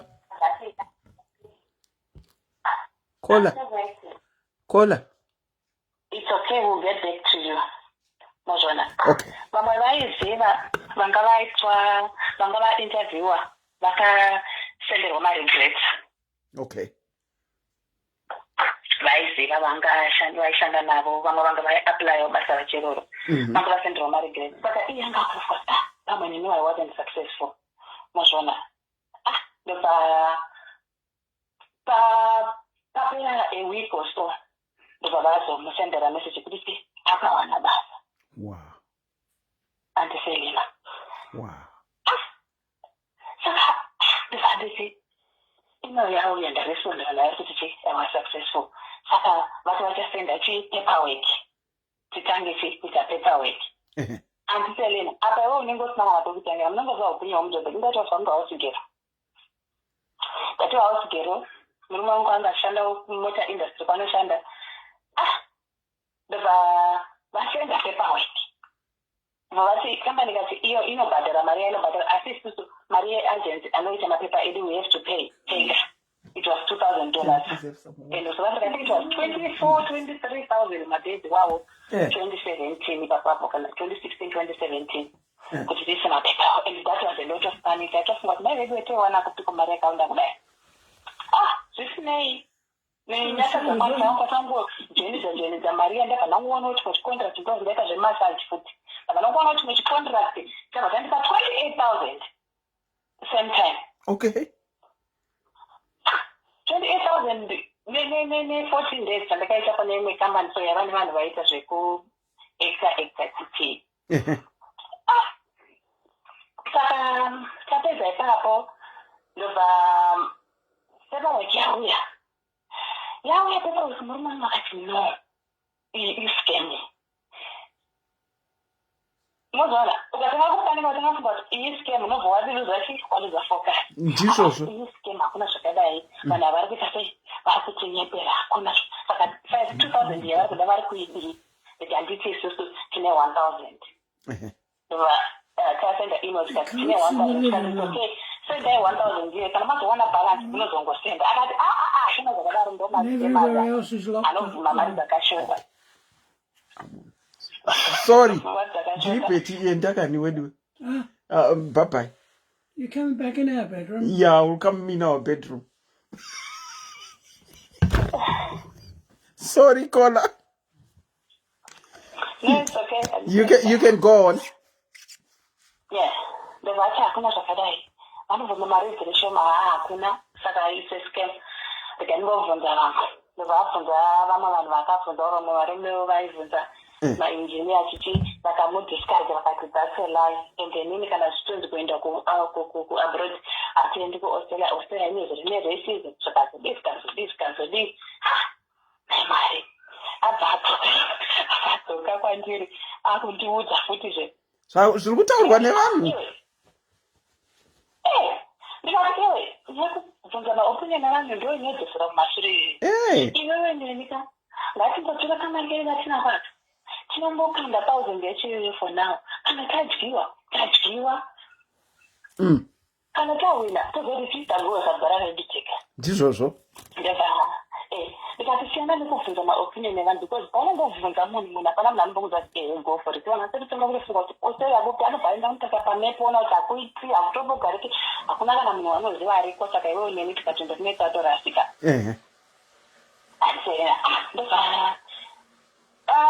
ndobva anyarara paya ndobva tatanga kuita kutabva $1000 iya bhengi rakatanga kuenda kuti tine $1000 vakamurambira vakati no we don't do that here right tikazvanhu vanhu vanouya kuzotenga chida mari dzavo panapa vanenge vaberwa mari dzavo titi saka this is impossible ndovakati iwewe chienda kune imwe main branch ndobvaenda ndobva nakwanisa kuita transfer paya ndobva aida akanesa 1000 iyaya ndobva vatumira paperwork andisendina ndobva vatumira paperwork yese zvese zvafananzi ende tanga tisangana muchato kamwana kedu akachakazvarwa kusubato kanga kasina bebi kanga kasina passport okay kakutanga manya manje pane bebi pane passport pane muchato pane english test pane fee pane zvanga zvakaoma andiselina zvanga zvakaoma uchiya kuti manje ndotangira patiko ukati uinde imwe email yapinda zvachitokai kusvika muti wakati unofana kunge maodha birth certificate unofana kusvika kuti unofana moziva kana uri muforeign land zvinhu zvako zvisingatokufambiri ukobva ngoita umwe opportunity unobva ngoti ega nikumhanya ningoegereba apa nemari dzacho panenge pasina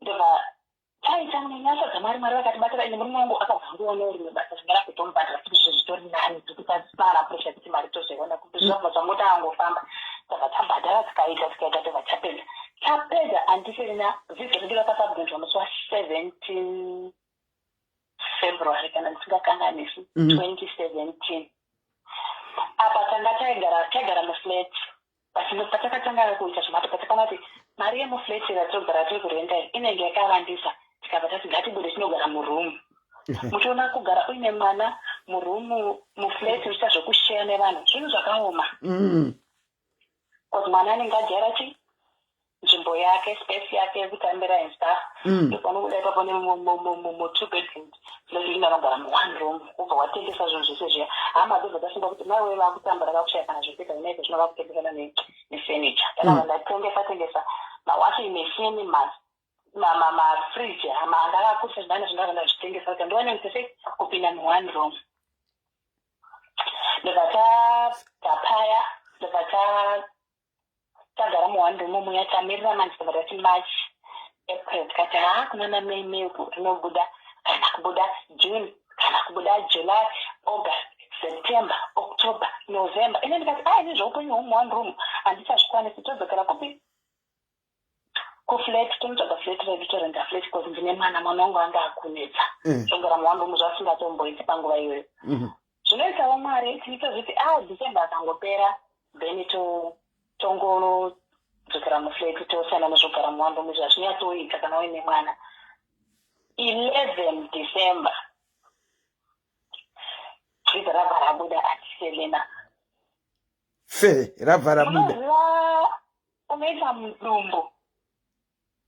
unoita mudumbu unochema ugonyarara ugozvibvunza kuti is this true ininiwo here we did not tell anyone hapana munhu aiziva kuti pane zvakadaro zviri kuitika pane vhisa rakaapply vanhu vakamirira vhisa hapana kana munhu aizviziva wow ndobva vhisa rabuda paya ndobva taenda kumusha kuna vabereki vangu tikanovaoneka tikadzoka ndobva tasvika tikabva tatenga matiketi ndobva tazodaidza mhuri yese yekwangu inogara muchobek nehama dzemurume wangu ndobva tavaoneka tikabva takuenda. People were shocked. Wow. March 2018 ndobva tauya kuAustralia. Nhama yakazotanga tauya kuAustralia. Hapana unoziva murume ari kuenda kubasa kusati amboshanda system inyuwani inini handisi kushanda hatina kana zvatinoziva kana kuti unotangira pasikana wekuvhunza panga pasina wasvika wakusvikira muhotel momo uri kunzi 1 month urimo unofanira kutsvaga imba kuno kana usina history rental history unongoziva kuti kwakaoma sei diaspora kuwana imba usina rental history. Yeah. Takatambura andiselena apa unenge usina mari yakawanda ka unenge usina kufunga kuti pasika wachinja kana 50,000 chiya kuno kufunga ngone mari yakawanda unenge usina chi stereki yeah maflights aidiwa mari apa tine mwana wangu angane 2 years angapasa 2 years kana angauda kwasa 3 years usina kana pekutangira zvanga zvakaoma andiselena diaspora haina kana kuchipa unosvika unozotenda mari wati watanga ini ndakatambura akati my story nekuti ndoda kuti vamwe vaone kuti mukana kana nemozorina andiselena maende munorara pamushoko aleti koko ndakazowana rubatsiro ndatoudzwawo idea nemumwe mukadzi kuti it had cause a disability. Okay. Andiselena ndaita kosi yayo ndawana pekuita kosi yayo nchigara kunzvimbo murume wangu akabva transfer akuendeswa kunokuti notravela 2 hours netrain. Wow. Opposite manje chikoro chandikuita nacho kosi iro handikwanisi kuita online because vatiticha ma-face to face classes uchitravela 2 hours netrain apa salary 1 unofanira kubhadhira fees iyoyo mwana afanira enda kuchild care paunoenda upenyu hwediaspora wakaoma indeed usina wekuudza usina wekuchemera usina wekubvunza kusaka apa zvazvadai ndochifambisawo sei. It's not easy. True. It's not easy. Asi nenyasha mwari vakatiwanira nyasha handisendinanaga takauya susu tanga tiine visa a few weeks ago takatosubmita permanent residence yedu and we believe kuti mwari futi vachangotiwana ichatozongobuda tichatozoitawo manesa acho totobuda mumadisability nemaage came atinetishanda itatinge vanhu vanopenda kumusha ndakatozosvika ndikatozoshandawo ndikatozovakira vabereki vangu and things are better now. That's good. Mwana wangu akuenda kuchikoro kuenda kuprivate school zvinhu zvatove nani asi zvinoda kushinga and ndikatoda kungoudzawo vari online vane varume vaya vanoita panel beating mechanics maplumber maelectrician chichi mabasa kuaustralia ariko mabuilder macarpenter anything basa remaoko ngavaapply. Caller is saying vanoita mabasa emaoko varume plumbing maelectrician mabuilders kuAustralia vanotora apply kuAustralia saka unogona kutrayawo laki rake rekuti uende kuAustralia saka apply kana uchita munoziva kuAfrica tinoseka vanhu vanoita mabasa emaoko kunzi ndikasvika ndichidana naplumber naelectrician. We have got that mentality yekuti office work ndiro basa rine musoro kuAfrica. But when you cross the border, wakuya kwakadaro daro ukuka. One good thing, one good thing that I've discovered in the UK kwandiri. Hakuna zvekuti whether uri cleaner unenge uchingodrive motikari yako, pamwe utenge uchitoonawo imba yako, maplamba vanoita basa remaoko ndo vanonyatsoona inonzi mari. Zviya zvokugara muofisi hakuna mari. Ndo zviri kutaurwa naKola. Hakuna mari yandiselena. Ndo zvandinobva mata. Vachiva nevarume maplamba nevarumewo maplamba motobatirana yeah. So ivo vakanga vari madhumbe kuSouth Africa. Vakanga vari madhumbe kuSouth Africa. Saka madhumbe aku Australia iko zvino ari kuchiita basa rake redisability ndo raari kuita. Saka hatiri mabasa ese haana kushoreka. Imi ana madhumbe vekuSouth Africa haikonai kuda munozvidzikisira pasi stereki nekuona unge kuita chimadhumbe kusina nemusoro wese. But I can assure you kuita chimadhumbe can take you somewhere. Dzidzirai kutiwo kana mapedza even chimadhumbe cho haikona ngofamba pese muchiti isana madhumbe pese ana madhumbe asiri madhumbe ndiani. But hatingofambe tichizvidzikisira sana madhumbe. Vanhu vari kuSouth Africa mune system yekuda kuzvidzikisira stereki nehumadhumbe. Thank you so much Kola for calling. Imi chirova indima imi maita basa matifonera. Thank you. Musazobatwe pabasa muchitaura pafoni. Thank you, understand. All right, tatenda. Bye. Link Australia ndina hangu, but I guess you can Google and see jobs anowanisa mavisa pa Google pano anowanika. Once wango krosa kubva kuAfrica uku wakuenda kumsorosoro uku, basa rese riri important. Madhumbe, kera, makera vamunoti British bum cleaners ava. Zvitori nemari yakanaka stereki. Saka haikona kusopota muchidzikisira nekuti isu hedu ana madhumbe tingazvikwanise pese isu hedu. Wangobvunzwa unzi saka makadii, wakutotaura nehudhumbe hwako pausina kana kutombobvunzwa kuti uri madhumbe here. Makutongoisa humadhumbe hwenyu ipapo. Tese takangozara tiri ana madhumbe. But zvaungodependa nezvaunozvitora importance yehudhumbe hwake. Let me try and see if I can call back some people that tried calling. Kana vachiri available to talk. Hoping I haven't spoken to them. Rega itinzwe kuti vachiri kuda kutaura here. Hello, call. I'm returning your call. Please, ndokumbirawo kuti musandifonere pafoni yandiri kuitisa live. Musandifonerewo pafoni yandiri kuita live. Ngatitaurei. Tingaskorotedzera kunzi uya ndinorara ndiri mwana mudiki here anonorara nguva dzino. Anorara. Hande ine ndima. Okay. Ndinouya manje. Wakandisumudza kuZimbabwe. Ndandine kama kamfesi kangu so. Ndaita kamfesi paya.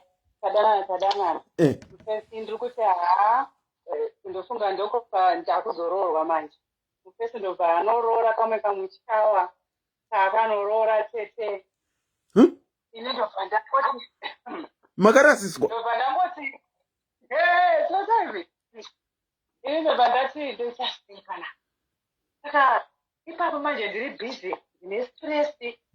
Zvakaoma. Ndobva ndandine 50 US ndandakapanza zvamai vangu. Ine ndakavachengetesa ndofunga yanga ane gore mari ndakangovati batai. Ndakangomuka ndichiti sekuru ndikuda mari yangu nhasi. Sekuru akati nhai ndowana kopa.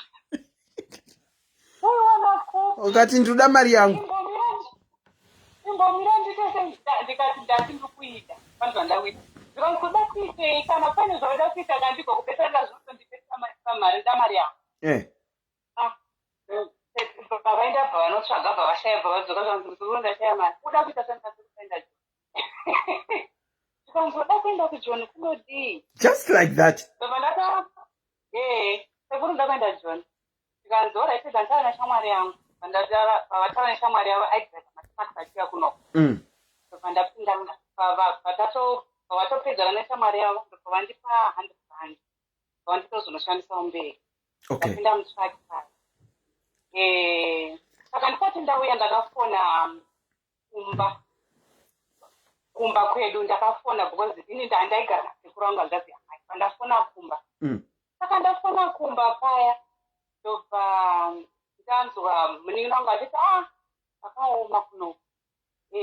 Izvezvizvi mama vasakudya. Mufu wangu wasara vati vana vadye vadiki ndo vanzi ngavadye. Isusu tatosuka chibage chembeu kuti tikange. Ini ndikati nyaya dzandiwandira iye chibage yembeu apa ndine musikana mukuru. Ndarasiswa nababa nemukomana nehamshamwari yasekuru kauya. Ini ndanga ndine pandakazofona ipapo ndo pandakapiwa nhamba namai vangu. Vakati nhamba idzi ndedzemuningi wapapa wangu. Pandapiwa nhamba idzi. Ndopandapiwa nelandline. Saka ini ndichisvika muJoni ndopandafona nhamba dzake. Ndikanzi haachashande pana asi munhu ari kutaura tomuziva. But ilaini iri ranga iri yekambani. Ndopandati alright. Ndikati zvikanzi manje hatizivi kwaakaenda unoshanda. Ndakusa paya ndikati alright. Ndopandaterega ndifoneka imwe yacho ndafona ndayadairwa. Ndikati alo ini ningi ndiri paparkstation ndauya uyai munditore. Ndobva yakata foni ndakanyatsodairwa tikatoti makadii yani kasipo makadii ini zita rangu ndiri paparkstation yamutitore foni bva yadzimwa landline Vayadzimwa? Yakadzimwa tete. Zuva rekutanga ndakatanga ndichifona ichiti please leave a message ndikanzwa kachirungu please leave a message. Ndikungoramba ndichingofona ichiti ndizvina ndakazodai ndakadai ndikanzi fone yaita iri kungorekodha kungosiya ndoenda zvepane chimwe chifonshop ndosvika ndofona ndoramba ndichingosiya sara ndaane 20 rand muhomwe kubva pa100 iya ndaane 20 rand ita sene 20 rand idhere kutanga dhere chitu dhere chitiri ndakangogara paparkstation. Ndikanzi mumwe mukuru aipika ipapo aipika zvinhu kuna anonzi makota ari kuno kuantirerina. Ndobva auya ndobva andiona anga ane 2 days akungondiona ndobva auya ndobva ati sisters ndiri kungoonai muri panapa pana ari kuyazokutora here. Ndikati ndikapinda wana ari kuyazonditora nhamba yandiri kufona iri kuenda kuvoicemail. Ndobva ndati ndikanzi uya utore chikafu ndikati handina mari asi nzara handambobvira ndakainzwa handiri kunyepa. Shame. Handinambobvira ndakanzwa nzara sese handanga naye ndekuti saka ndichaita sei pana. Ndobva mukomana yandipazana akati alright enda kana wokuona vanhu vachiburuka mabhazi apa unokona usanotsvaka bhazi avo wakamirira munhu wakachaita sei Achiuya. Shame. Ndobva ndaita sei ndobva ndaramba ndakanga kuita izvozvo but wanenge uchienda ikoko apo nenyaya nhamo mazemba ndandakapfeka ndaitoitawo kunge handisimo ivi kuti waaproche munhu manatombotanga kutarisa kuti varaizoitera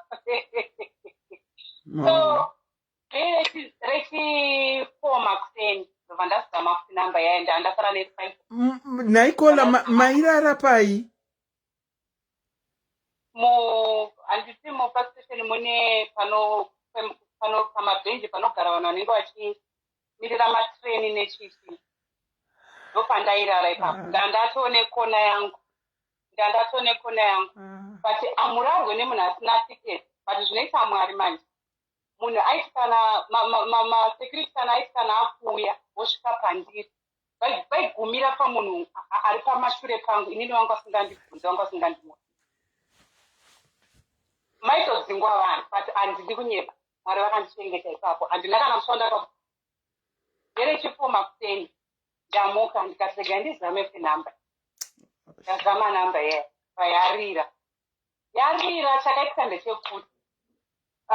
Pakasvika vamwe mai vangu mukoma wamama anga asvika ipapo. Achitsvaira mumba. Ndobva aona kuti foni yakadzurwa kumadziro.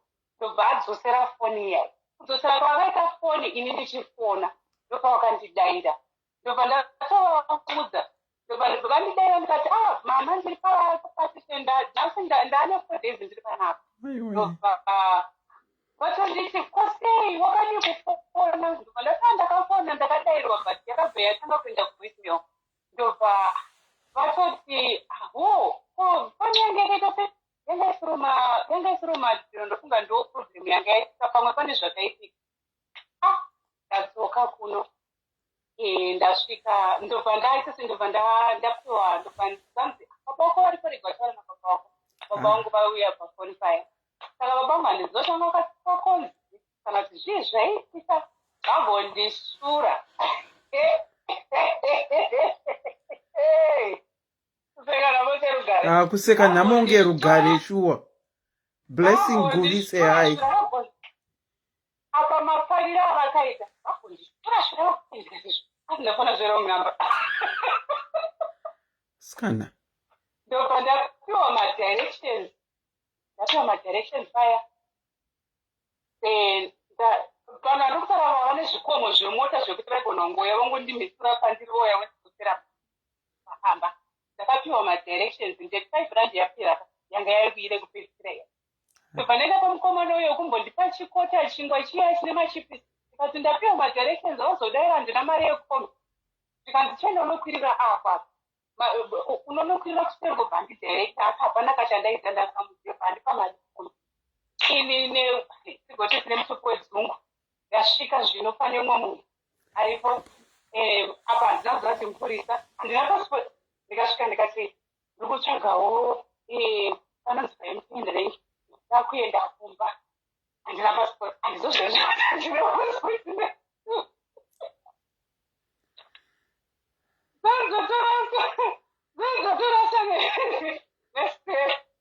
Skana. Ndosvika mapurisa zvezvo. Ndosvika mapurisa kuti ndogona kutodzoserwa ipapo. Ndikanzi kumboona ndakapfeka hembe yakanzi polisi. Ende makuseka mnega wedu weisi takatogumirwa nenyaya yamuri kutaura. Ndaona mupurisa wai vakati chiya ndikuperekedze because ukafamba apa ukafana nemamwe mapurisa kwachakutorera. Iwewo chiya ndikuperekedze. Ndobva ndaenda kwai vandicherekedza vanondisiya pakumba mupurisa. Ndobva ndaenda ndasvika kumba paya. Makadii baba makadii mari. Yezi. Pakanaka here kwamabva. Kune nzara. Ndatotizo nzara kuti ndoenderese ndione kuti upenyu hwamira zvakaita sei because vanhu vafa nenzara.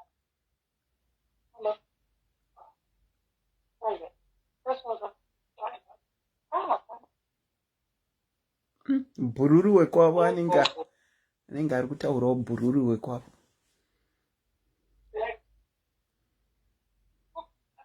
Faith Mujikanadzo, how are you?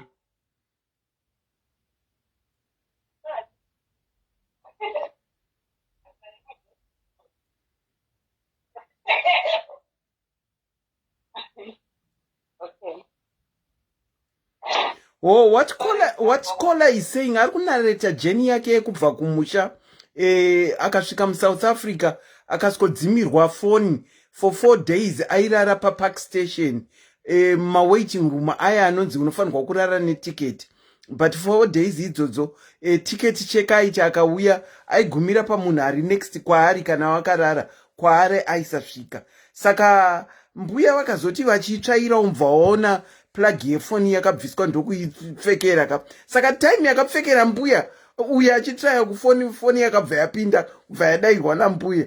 Mbuya wakati ndofunga wanga uri kutadza kuita tsuru nekuti tambo yanga yakabva. Mbuya havasi kuziva kuti sekuru vakatombodaira foni vakabvisa tambo. Saka kubva azopiwa madirection ekunzi auye. Saka ndopatave iko zvino kuti asvika ari kubvunza kunzi kwamabva kwakanaka here, akati aiwa takatiza nzara tachiti uye kuzombotsvagawo chouwiri. You can go on, caller.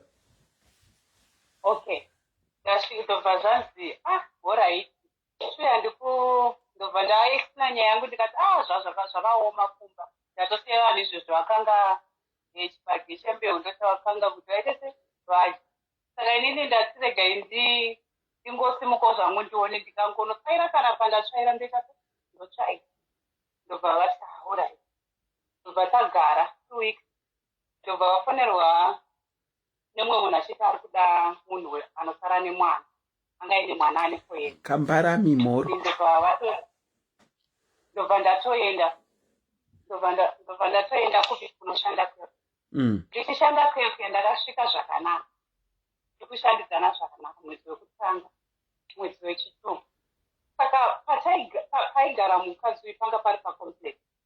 Saka pacomplex apa vakabva vandoudza kuti inini handikwanisa kukupa mari yakawanda, but zvaunogona kuita unogona kutsvaka mamwe mapistob kupi complex muno mekuti unogona kusara uchiita uchiita zvakanaka zvakanaka.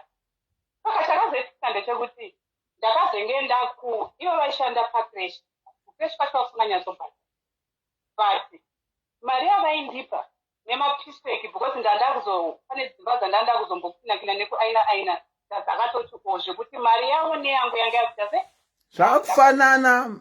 Mari yavo kuskuru neyako zvanga zvakufanana. Ehe.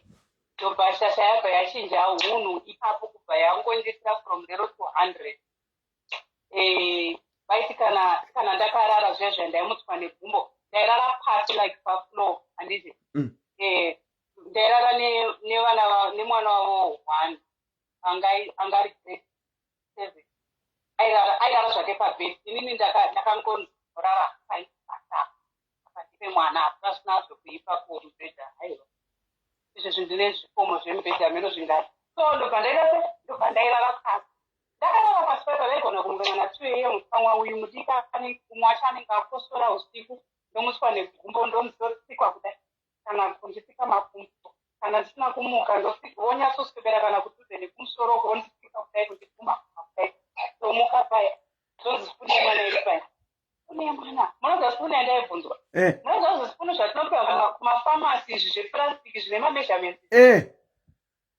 Ndo yandaimutsirwa negumbo iyoyo nchinzi sipuni yemwana iri weduwe. Ndomuka imi ndongonovhura dhiro ndovapa sipuni yemwana. Ndobva vatanga kuti chikafu panapa pana bhajeti chichichi. Ini ndobva ndaregedza kutomba ndandakudya kumapisidoku pangu. Saka pane pamwe pavakazongoya vachitoti ina handichabvoni kuita sekupa mari zvachose. Saka iwewo unogona kungogara zvako uchienda kumabasa kwako.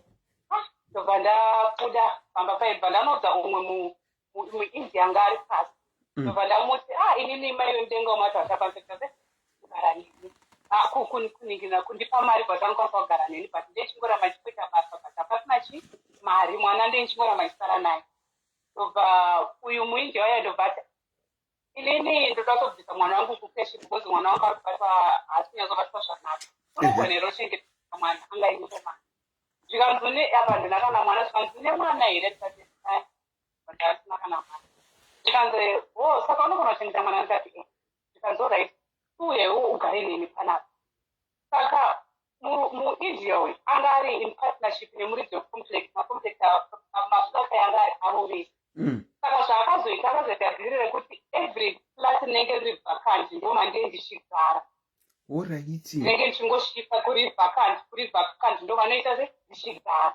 Saka ndo magariro andakazoita. Ndagara ndichidaro ndobva ndazoudzwa saka indaipota ndichidzoka kumba kwekusadze nyaya dzekunisira zodzakaita dzakafamba. Ndobva ndazoudzwa nevamwe vangu so ndabatikana nemairo andaita vanhu vacho. Ndakabatikana ndikabva ndangobvana zvekutongoti handichaendeko futi. Ndofunga ndakaita dzinenge 3 years usina kana kusvika. Vachitondibvunza kochi ndongoti hapana. Kochi ndoti hapana. But takazosangana nedambudziko tiri muno manje dambudziko iri rakawira ivo but raita inini mukadzi. Okay. dambudziko rere inini manje rakuda ini ndakufanira kunge ndikwira nekudzika nekuti ndandisagare padhuze ndichikwira nekudzika ndikuuya kuti tisangane padambudziko riya riya kusvika saka zvakazoitika ndezvekuti ndofunga dambudziko ratakasangana naro ndo rakazongogadzirisa marelationship anga aripo kuti adzokedzane Okay. asi izvezvi pamwoyo pangu handina kana chitema navo handinangobvira ndakapaputira pachena zvangu kuti ndoziya basi ndakangoti mwari ndo vanoziya Ndizvozvo. izvezvi ndikatoona ndinotovasekerera ndinoti apa havagoni neni havadi kundishaya vanondifonera chero nguva uya kunoita so ndozongoshaya kuti saka munhu anenge achimbozvigaya here kuti mwana waye ndakambomudai zvisinei ndakazoroorwawo nevana vangu tiri zvinhu zviri kutofaya. hanzi kuchishona kwedu muti wakatemwa haukanganwi asi demo rakatema rinokanganwa kuti rakatema. I bet you havachatombozvizivi izvozvo. Iwe ndiwo uchiri kutozvirangarira, ivo havachatozvizivi. Zveshuwa inini asi ndakatongozozvirangarira ndaona topic yacho ndikati handiseri naso kwavatoa. Aiwa, asi iko zvino mugere sei yenyu? Aiwa, tiri right. Muri right. Maane mhuri yenyu? Aiwa, ndane mhuri yangu nevana vangu. Aiwa, tinozvikudza zveshuwa. Tinongotenda kumwari kuti vakazokuyambutsai. Pane wabvunza kuti 4 days maigezepi? Ime musakara zvekugeza kwechikafu. Vamanoza zvekugeza ine sina kudya. Mazvinzwira hanzi nakola munobvunza zvekugeza. Ini ndaitotambura nekudya mobvunza zvekugeza. Utofunga zvekugeza futi. Asi ndakapfeka mamwe mazibhashi izwai ndakapfeka rimwe zibhashi munoziva mazibhashi ekuamerica ayaye anopfekwa aimbopfekwa nekujaraso ari bhegi so tatadzibira umwe mbuya vangu vaibva UK vainyima zvekuti tavadira ndoro makazoenda zvino riri kupi bhachi racho handizivi ndinakaenda misini zvakangoma. No, at least maane mhuri yenyu magadzikana. Mama variko kumusha here? Aiwa, mama nababa variko. Aiwa, tinotenda kuti iko zvino hakusisina kukanga mbeuba. Kukanga kuningirikina kugeza mbeu vachibika sadza nembeu. Vaakutarirwawo vakuwana upfu hweSouth Africa. Aiwa, chokadi. Aiwa, zveshuwa. Thank you so much for sharing your story.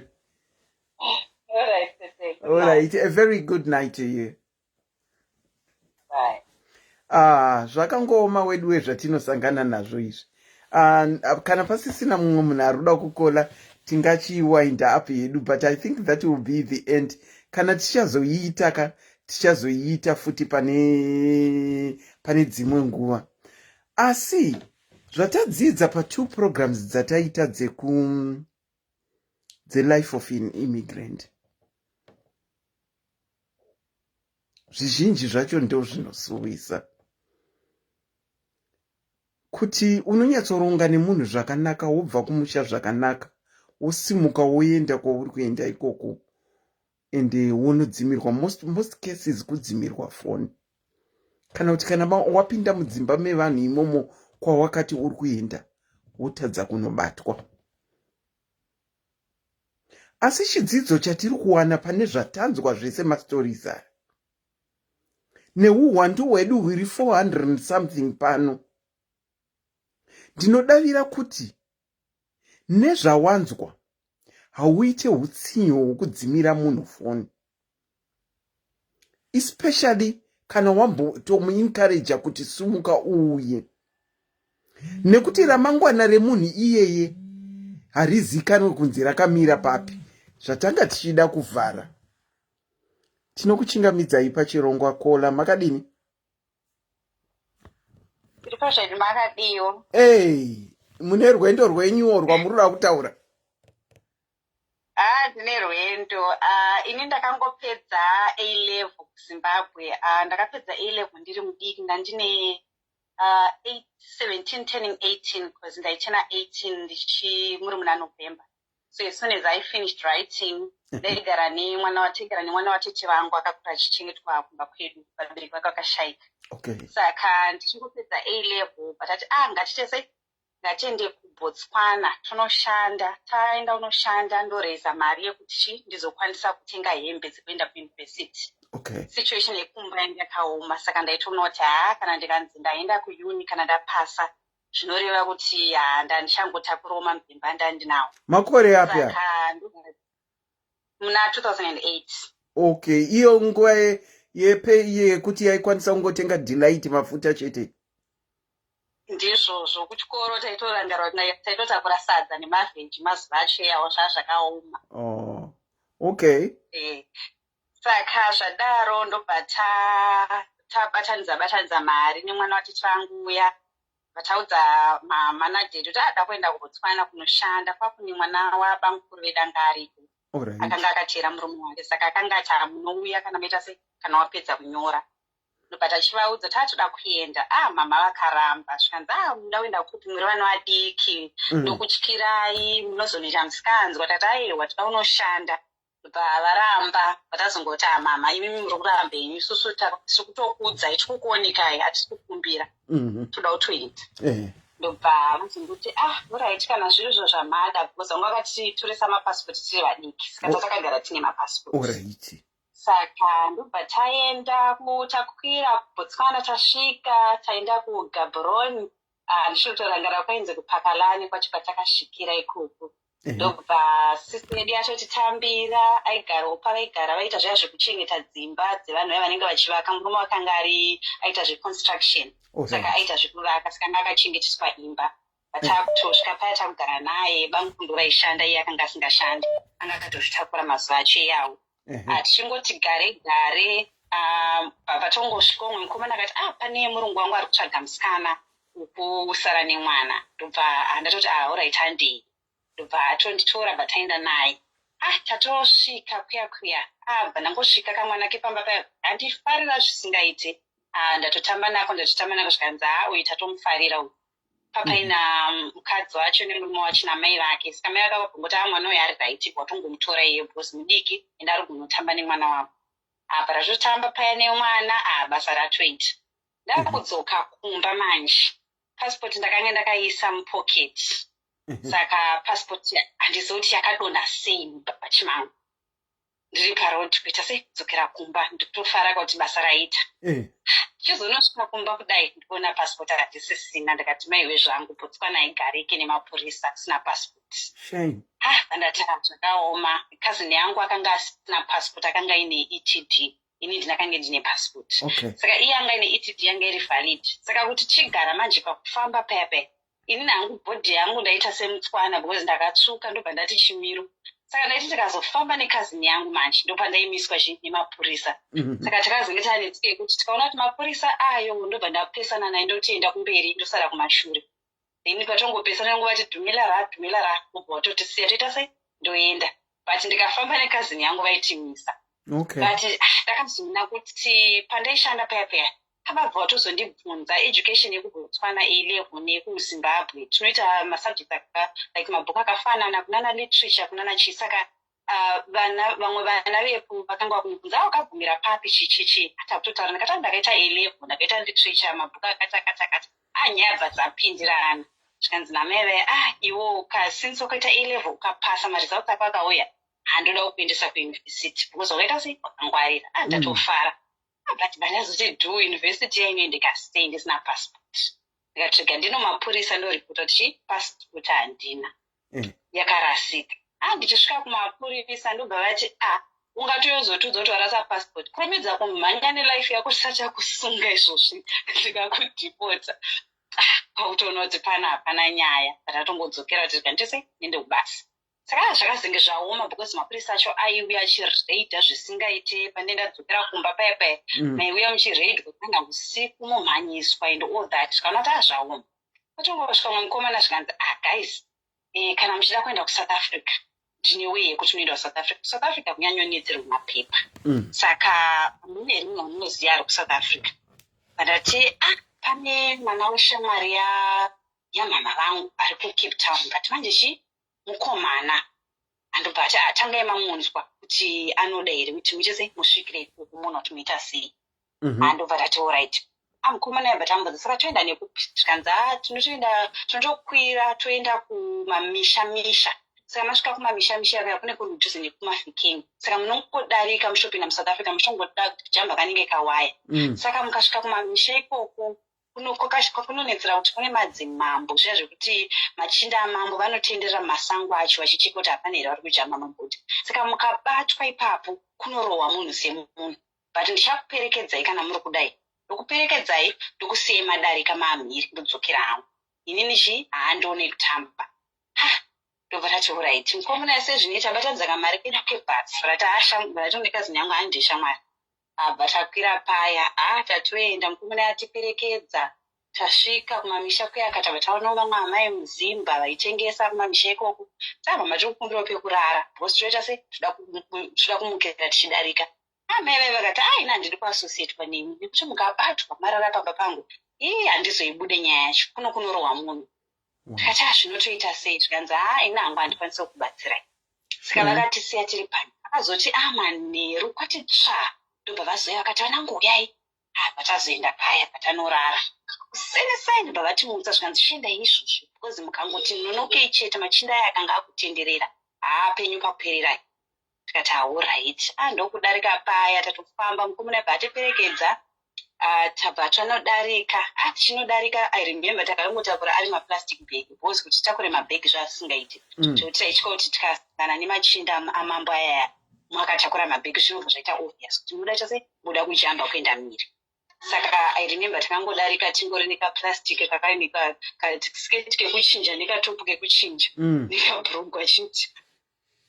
Tadarika paya tazosvika taku over the other side. Saka tasvika makuseni makomba asati akufamba because uchingodarika mhiri kumamisha ikoko kune makomba anoendawo mutaundi manje kunditsva vanoenda kumabasa. Apa tine mapula tazokwira kombi iya tasvika ndobva tingosvika pakombi manje kutabhaka kuBotswana kwatave kwakumafikini kwakutaurwa Tswana yacho yatichinjei but isusu tatikutaura Tswana inge sita kutamba zviwedhera ndaingogona idhumela chete zvimwe zvese izvi hachina chirungu. Ndobva tangoti tichipinda mukombi ndobva tatarika nditaura nadhiraivha. Ngongotaura nadhiraivha nakadhiraivha kukumbira chose utibatsire hatina mapepa. Kana dhiraivha zvikanzi munotondibhadhara. Kataiwa tokubhadhara zvikanzi alright. Saka ndichamira nemi murodhi nemi ndipei mari. I remember akati ndipe 100 pula pamunhu tamupa. Abva ati ende munogara kuback seat. Tanogara kuback seat. Musataure nevanhu because vanhu ivavo mukataura navo kana tazomurodha anogona kutengesai. Saka murambai makangonyarara. Kana vakakubvunza ita kunge munotopenga muramba makanyarara. Tikati alright. Takwira kombi yedu paya. Tafamba. Saka mwana weshamwari yamamangu takazenge tataura naye akati munouya asi kuna mainini vari kunoku inini kuti ndigare nemazviti nekuti ndogara nevamwe vakomana takawanda tinogara tiri about 5 murumu. Saka kuna mainini vangu vari kunoku vanogarawo neshamwari yavo. Saka ndiwo munosvikira kwavari ndakunotaura navo. Saka munouya henyu. Tikati alright waita basa. Ndobva tafamba taenda tazosvika muJoburg. Tasvika muJoburg takange tasarwa I remember takange tasarwa ne150. Tokwira track 100 rands kubva muJoburg kuenda kuCape Town because mukomana yakati pamadirections paengine garage pekunokwirira matrack. Tasvika pamatrack paya Selina. Ndobva tatoapproacha rimwe track ratakaona vamwe baba vangu vari vechikuru. Tiri kubvunza kuenda kuCape Town nemari. Baba vagotanga kupopota iva zvikanzi muri kuenda kupi vana imi? Tikuenda kunoshanda. Zvikanzi zera renyu iri? Tikati zvikanzi hakuna zvakadaro. Vakapopota baba yavo. Tikati zvinotoita sei? Zvikanzi inini ndiri kutokutyirai muri kuenda kupi? Cape Town inoizivirai mabasa anobatwa kuCape Town? Vanangu please kandivai madzokera kumba. Kati manje tatokunoka hazviito tidzokere kumba. Vaive vechishona? Vaive mushona Alright. saka tivachiri kupopota kudaro tiri kutaura navo mapurisa akabva asvika. Mapurisa abva atongoti mapepa ini passport handinaka. Mwana watete wangu ane ETD yake iri kutaura zvekubotswana saka aisaburitsika saka takatongoti hatina tesi. Ndobva atatotorwa paya baba vaya manje vabata musoro vakati chana ndichipedzera nguva ndichakokotera tiri panze petraka handidai vana vanga vatokwira vatatoendwa nesu. Ndobva mupurisa vafamba nesu vafamba ndobva wadhiraivha uchitaura kuti ngwe vari kuenda nechekusango kudai tikati asa kutotiendesa kujeri racho jeri racho riri musango. Ndavhunduka ndatanga kufunga nyaya dzemajeri ekuzimbabwe tikati maiwe zvangu pangu pandiperera. Ndobva tatifambei ndobva azomira ndobva ati munoda kubhadhara mari ndikusiyei. Tikati mari hatina mari isu mari yatina ndeyekukwira kuenda kucape town. Zvikanzi saka muri vati hamuna kana mari yekundipa. Ndobva tachiti ngatiburitse 50 rand tosara nechi ne100 iya yechi yekukwira kuenda kucape town. Hazve chikafu toita sei totongotsanya. Mupurisa yandobva popota zvikanzi munoda wandipa 50 rand inini handeidzokere mota apa atidzosera mumota kuseri kuya zvikanzi handei kana masirias mushanoka windo kuti ndimire undipa mari. Ndobva tatoita sei ndataura nekazini yangu ndikati ngatimupei mari munhu achose atidzosere. Saka kana tikangomupa mari yacho tongodzokera totangira ipapo mwari usiyaswa. Handobva tazonoka bva amira zvikanzi inini pamuri ndikutoda 150 pamunhu kana musina wandipa 150 pamunhu ndikuenda neni. Inova yamuinayo apa ndo yese yatinayo pamunhu. Ndobva tavhunduka apa tikutya jerika andakamboti ndariona jeri ndikati maiwe zvangu pangu pandiperera pandafunga futi kuti pamwe ndikanodhipotwa ndonodzokera kuzimbabwe sho ndakabata kapaseuka yakaitaurwa nevanhu kuti kana wadhipotwa unoya nekapaseuka yemupo neshishi ndikati ndendamakisa nestress but hatangatimupei mari yaari kuda. Tamupa mari yese tasara tisina chinhu ndinokudzosera ichi kumagonyeti kwamamuri vanotidzosera tichisvika baba vaya takasvika vakatimirira. Because I think vakafila guilty kuti vana vaya tichisvika zvikanzi thank God vanangu dzokai kwirai handei. Tikati manje tatorerwa mari yese zvikanzi ndatora mari yese enda ane utsingi anyway handei. Tikati titomborina kana mari yechikafu zvikanzi imi zvomuchita chifonerai kwamuri kuenda pavanouya chikutorai kueping kwandinosvikira uya nemari yangu yekutakura kwandakuitai but chikafu muchadya zvandie ndichidya izvozvo. Tikati maita basa you are even sent. Ndobva vachifamba nesu tasvika kucape town. Takasvika mwana wasawira wamai wangu akatimirirawo zvishuwa. Tasvika baita sei vanobhadhara mari yavo ma100 aya vakanga vachaja. Ndobva atovapa nemari yechikafu kuti maita basa mafidha vana vamurodhi. Mwari akasinda vakaita zvavo ndogara ndichivarangarira baba vavo kuti vane mwoyo wakanaka vakatichengeta tiri murodha pataiva vanhu tuka. Vakaita zvavo tasvika manje kucape town. Mwana weshamwari yamai yangu atitora kueping tazofamba tasvika ndobva tanogara kune imwe nzvimbo. Tasvika ikoko tichingosvika ndobva totiradza kunzi panogara mainini ndiapa isusu togara apa papari panext nepanext. Zvikanzi saka imi muchanogara namainini. Kunosvika pamainini paya tikati makadi mainini ndaivaziva because zviya zvekuti kuzimbabwe munongokura muchiti kana vari madzisawira mune muchitongovatiwo mainini muchitongovaonosa amai muchiwirirana. Saka takangosvika tikati mainini ndobva kuti maita mauya but vanangu masvika nhasi ini ndikutopeka bhegi rangu iri ndikuenda kuzimbabwe ndazongodzwa last minute kuti muri kuuya saka inini rwendo rwangu hachitoti ndikansele. Saka amune here umwe munhu wamunoziva angakwanise kupa kumudhetail because inini ndiri kutoenda kuzimbabwe. Tikati hapana kana munhu watomboziva tiri kungoziva ndiye iyoyo mwana wasawira mwana wasisi venyu. Zvikanzi manje kuti vakomana vagare nemazvita ivo vari kugara murumu vari 5 apa imi muri vasikana hatizodi kunzwa kuti pane chaitika. Saka chionei kuti muita sei dai matsvaga umwe munhu anokwanisa kukubatsirai. Ndobva ndazorangarira vamwe mainini futi vamwe kuti munini wasawira wamai vangu patavatsvaga nhamba dzavo patavafonera ndobva vati vanogara kunzi area vaigara yange iri dangerous area but isusu takanga tisingazive since takanga tichangosvika. Saka shamwari yamainini ava yavaishiya naye paakanzwa tichiti nzvimbo yacho iyo kwatoda kuenda ndobva angoti nzvimbo yamuri kuenda vana imimi haiiti. Tikati toita sei manje? Zvikanzi ngoti apa hapana option because iye akanga asingashandi. Anga angori nemapart time aishanda like 2 days. Ende mwana wakewo akanga achangobva kusvika kuZimbabwe. Saka zvazvakatomuomera kuti achita kuudita. Ndobva tangoti totomboenda ikoko tozoona kuti toita sei neupenyu. Ndobva takwira kombe, ndobva taenda kuya nzvimbo yanga iri dangerous. Tichingosvika takatongoona kuti nzvimbo yatava yakaoma. Vamweni mai vakatitambira, patatongosvikawo vakanga pavakabva Zimbabwe vakanga vakaroorwa, saka vachizosvika kuno kwakasvika kanetsa nemunhu wavo. Saka vane umwe munhu wakanga wakutogara naye, vane mwana mucheche.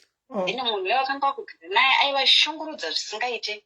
Tichingosvika bva tati munhu yakutopenga zvisingaite kuti utondigira basa ndokuti kuchengeta iwewo utondigira vamwe vanhu kudii. Patinoti pana pauma. Saka shamwari yamainini yaya akabva azofona makusena acho. Kati masvika zvamakasvika zvakanaka. Tikati zvikanzi kuri sei? Taura chokwadi ka kunomira mushi. Zvikanzi ndokumbira mutore zvinhu zvenyu muita sei? Mudzoke izvozvo kuno. Tikati zvino takadzoka tozoita sei? Zvikanzi I will take care of you, go to SIS MELLY. Ingodzokai. Ndati alright. Tikati mari akanaka rekatidzokera. Tadzokera kuya nzvimbo yaigara, tasvika tatofara tikati atibatsira. But saka pakanga pane iye munin'ina wakanga achabva kuuyawo nemunin'ina wachakabvawo neshamwari yake yakamuperekedza kubva Zimbabwe nemwana wake kuzoti isusu tiri 2. Saka murume yataigara tiri takanga ta 6 vanhu murume imomo. Double bed taikwana tiri 6 zvakanaka tairara ne the other side reare. Asi mairara makumbo akarembera. Akarembera hatiselina. Saka aishanda 2 days dzake. Aibhadharwa 120 hatiselina. Achishanda 2 days. But kuti tinzwisise kuti tairarama sei, handichatombozvinzwisa kuti tairarama sei. But taitodya tichitoguta otobhadhara rent. Sezvinewo takangoti gare ndakabva ndawana basa. Pandakawana basa paya vanhu vese pakazonzi kudiwa mwana patatongomupinda. Sezvinewo 2010 kwabva kwanzi mapepa mazimba takuvapa mapepa kudi. Patatono apply ari mapassport because vakatanga nekuti pa mapassport patazonzi mapemit. Tikati mari akanaka takasvika the right time. Patatoshanda paya pandatozoti inini maresults kuZimbabwe aita sei abuda reka ndichinzwa kuti zvakamira sei. Ndabva ndatofonerwa paya kumusha zvikanzi tanombotora maresults ako wakufanira kutodzoka uende university. Ndakati but ndichingoti tange kushanda kuno ndabuda zvakadii. Zvikanzi wakapasa une 13 points saka dzoka uende kuchikoro. Ndikati kuchadzoka kuchaita ini zvandafunga ndoita sei ndakushanda. Asi I promise you baba wangu ndichaenda kuchikoro kuno. Ndichaona kuti ndoita sei ndiende kuno. But kuti ndidzoke ikoko handikufunga kuti handizokwanisa kuadjusta zvakanaka because ndatojera kuzvishandira. Mama raira kapaundi kutonaka ndobva paya ndobva tatoshanda takutogara zvakanaka. Uya wokutibatsira uyo akabva atozoita asisi vangu chaiwo mainini vai vakazodzoka paya vachizongodzoka kuZimbabwe vatoda kumuvha out vaindonogara kwavo vega. But saka taingowirirana tese tichingowirirana. Ndobva ndazoaplya kuchikoro ndikaaplya degree rangu ndikatanga kudzidza. Chishanda mumba ndichidi mabasa unongoziva anongopera apo umbowana. But ndaingoshingirira chete ndichiti kana izvo ndikarejista masubject mashoma yawo ndaipula through zvichiita. Ndobva later on pandazoroorwa ndobva ndatoita mwana wangu that was muna 2013 ndopandakazoroorwa ndikaita mwana wangu. Tatogara nemurume 2015 murume bhata auda kuenda kumhiri kune imwe nyika. Saka iye ndiye ari kutanga kuenda ini ndozoita sei ndozotera nemwana. Apa degree yandandisa ndapedza because ndaita mbichana part time. Murume ndobva ndaita part time. Murume ndobva aenda mhiri kwamakungwa. Achingosvika ikoko anambotora hake nguva ndobva awana mumwe ikoko. Ndakazosara pachena ndakuno. Ndobva ndatanga jeni yangu ndakazotanga joni yangu yeusingle mother. Ndakamboita bitter zvisingaite. I was very bitter. Ndikati ndoda kumuratidza, ndoda kupedza degree rangu nditere kunyika iyoyo yaenda, because zvichandiitira easy kuenda, because program yangu yandaita yaita kuti ndokwanisa kuenda mberi. Ndakaita social work. Okay. Saka ndakaita hasha dzekuti ndoda kuprova kuti nini I can also do it. Ndobva ndamabasa ndaishanda nesimba, but ndane problem yekuita bitterness zvokuti unenge uchijamba from one relationship to the next nenyaya yekuti unenge usingazivi how to direct your pain. Saka zvinhu zvese zvaingondifambira zvichindifambira hazvo zvekuti kushanda mwana ndokukwanisa kuchengeta, but ndandingori nemunhu riya rekuti zvishuwa munhu angandirore toita mwana torongota kuenda mibiri ubva andiita throw under the bus kudaro shuwa. Saka anyway ndakazokwanisa kupedza degree rangu ndikagraduata last year. Okay. Ndinyange Mwari kubasawo zvaingofamba because ndaita part time pasika ndanda kutoshanda ndasiya mabasa emumba ndanda kushanda basa rangu rakanaka remuofisi ndichizvitira tunhu twangu. Nenyasha dzaMwari gore rero ndakakwanisa kutenga imba. Saka zvinhu zviri kungofamba ende ndakazotendeuka pese apo ndaimbovhunwa ndonamata ndasati ndatanga kunamata ndakazotendeuka ndikaziya Mwari. Saka izvozvi ndaifocus on my life nemwana wangu. I focus on keeping myself celebrating. Zvekuti pamakaita program yenyaya yeHIV ndakafara zvekuti because ndakaona insight yekuti Mwari makandichengeta ndisati ndarasika. Nekuti marasikira ndakanga ndakuita ndakatoona kuti dai ndakaramba ndichifamba rwendo iroroka taizotaura zvimwe. Saka ndongotenda Mwari nejini yangu nebasa ramuri kuita pano paplatform. Saka izvozvi I'm a very happy single mother that focuses on helping. Ndinoita maproject emadonation ebatsira vanhu ekusimudzira vanhu zvandinoita izvozvo, and I'm now a qualified social worker. Saka now ndakutada kushanda process yekuti ndizoenda kumhiri kwandinoda kuenda. Alright. Thank you so much, Kola, for sharing your story. It had a bit of sadness in it, and yet makazo achieve zvamaida, and I wish you all the best in wanting to go where you want to go. Kuno kwandiri ma social worker mukati jobs social work mukawana malinks munogona kuapply nekuti kuno ma social worker vanotora sterek. Aiwa ndichazama ndipandogona pese kuti nditouya chete because uya ari kufanira kuzoona kuti ndanguuya ende ndauya ndega ndazvigona ndega ende zvichatoita chete. Ndizvozvo ndo good part of not as a woman not depending too much on someone. Zvokuti akazenga akurasisa kudaroka unowana pekufola on because haudepende on too much. Saka mumaprogram atiri kuita uri kuona kuti anonodivheta iko zvinoti akutaura kuti ezi mukadzi aikona kudependa on murume way too much zvekuti akakurasisa unoshaya kwokufola back on. Saka all the best Kola, and kana mazosvikawo iko kuno munogona kutitsvagawo nhamba dzedu dzinongogara dziripo pajekerere. Aiwa ndokutsvagai antiselena mukuita basa rakanaka zvekuti tinotenda, and then look after that child of ours anditi.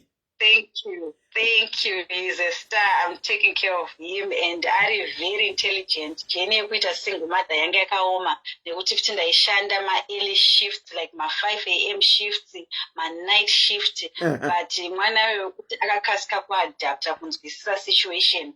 Munhu wese ndaingomusira ingoti mwana wako hanetsi. Saka Mwari akatoziya mwana wekundipa because aiziya zvandichasangana nazvo. Wow, what a story. Thank you so much, Kola, and a very good night to you. Good night, Auntie Selene. Bye-bye. Thank you. Bye. Wow. Nyaya dzatanzwa nhasi dzimwe dzinosuwisa, dzimwe dzinochemedza, most of them dzine mahappy endings. Asi zvatanyanyobata panyaya dzatanzwa izi hutsinye hwatinawo towards other people. Wokuti uno agree with them to come over and they come over. Wovadzimira phone kana kuti woramba kunzwa kunzwa nezvavo zvachose. But in most of the cases that we heard tonight, we see that the people vakaitirwa izvozvo vanetenge vakapedzisira pamusoro pevanhu vakavaitira izvozvo. Saka muchirongwa chanhasi tanyanyodzidza nekuti hutsinye chinhu chakashata stereki, chinhu chakashata, uye kumazimba tinonyanya hutsinye hwacho. Hatidi kuona vamwe vanhu vachibudirira. Yandanyanyobata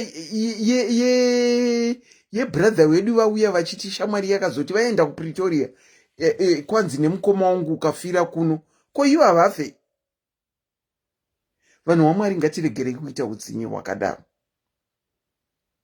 Asi all that being said, I just want to say to someone who is listening on this program, you need to be a risk taker kuti zvinhu zviite. You need to take my risks in life. That is the only way you can elevate yourself. Hatiregerei kunyanya kuzvidzikisira. Ndinoripita, especially ana madhumbe vekuSouth Africa. Kungogara tichichema nehudhumbe hwedu. Hudhumbe ihwohwo mumwe munhu ari kuZimbabwe ari kutohuchemera. Saka kuva madhumbe kutori very important, because to someone utori neka elevation kawinako kebasa rako raunoita. Having said that, tonight tinosanganazve pane chimwe chirongwa tane imwe topic, asi tiri kudzidza zvakawanda, tiri kunzwa zvakawanda, hoping kuti zvawanzwa izvi kana pane munhu chida ari pawei yekuuya kwauri, wakataurirana naye kuti auye kwauri, haumudzimire phone, nekuti mangwana hauzozive kuti uchamuda zvaita sei. But ngatingowanirwai mwoyo wokunzwira vamwe, kuti zvawawana wazvielevheta, wapinda muSouth, waenda kuUK, waenda kuAustralia, waenda kuAmerica, kana uine mukana wokuyambutsawo mumwe munhu, ita saizvozvo, unowana makomborero auchawana. Ngatingonzwiranai uye ngatingoitiranai mwoyo. Until we meet again on the next program, where we educate each other, tichionesana, tichidzidzisana. It's a very good evening. The name is Auntie Selina. Thank you.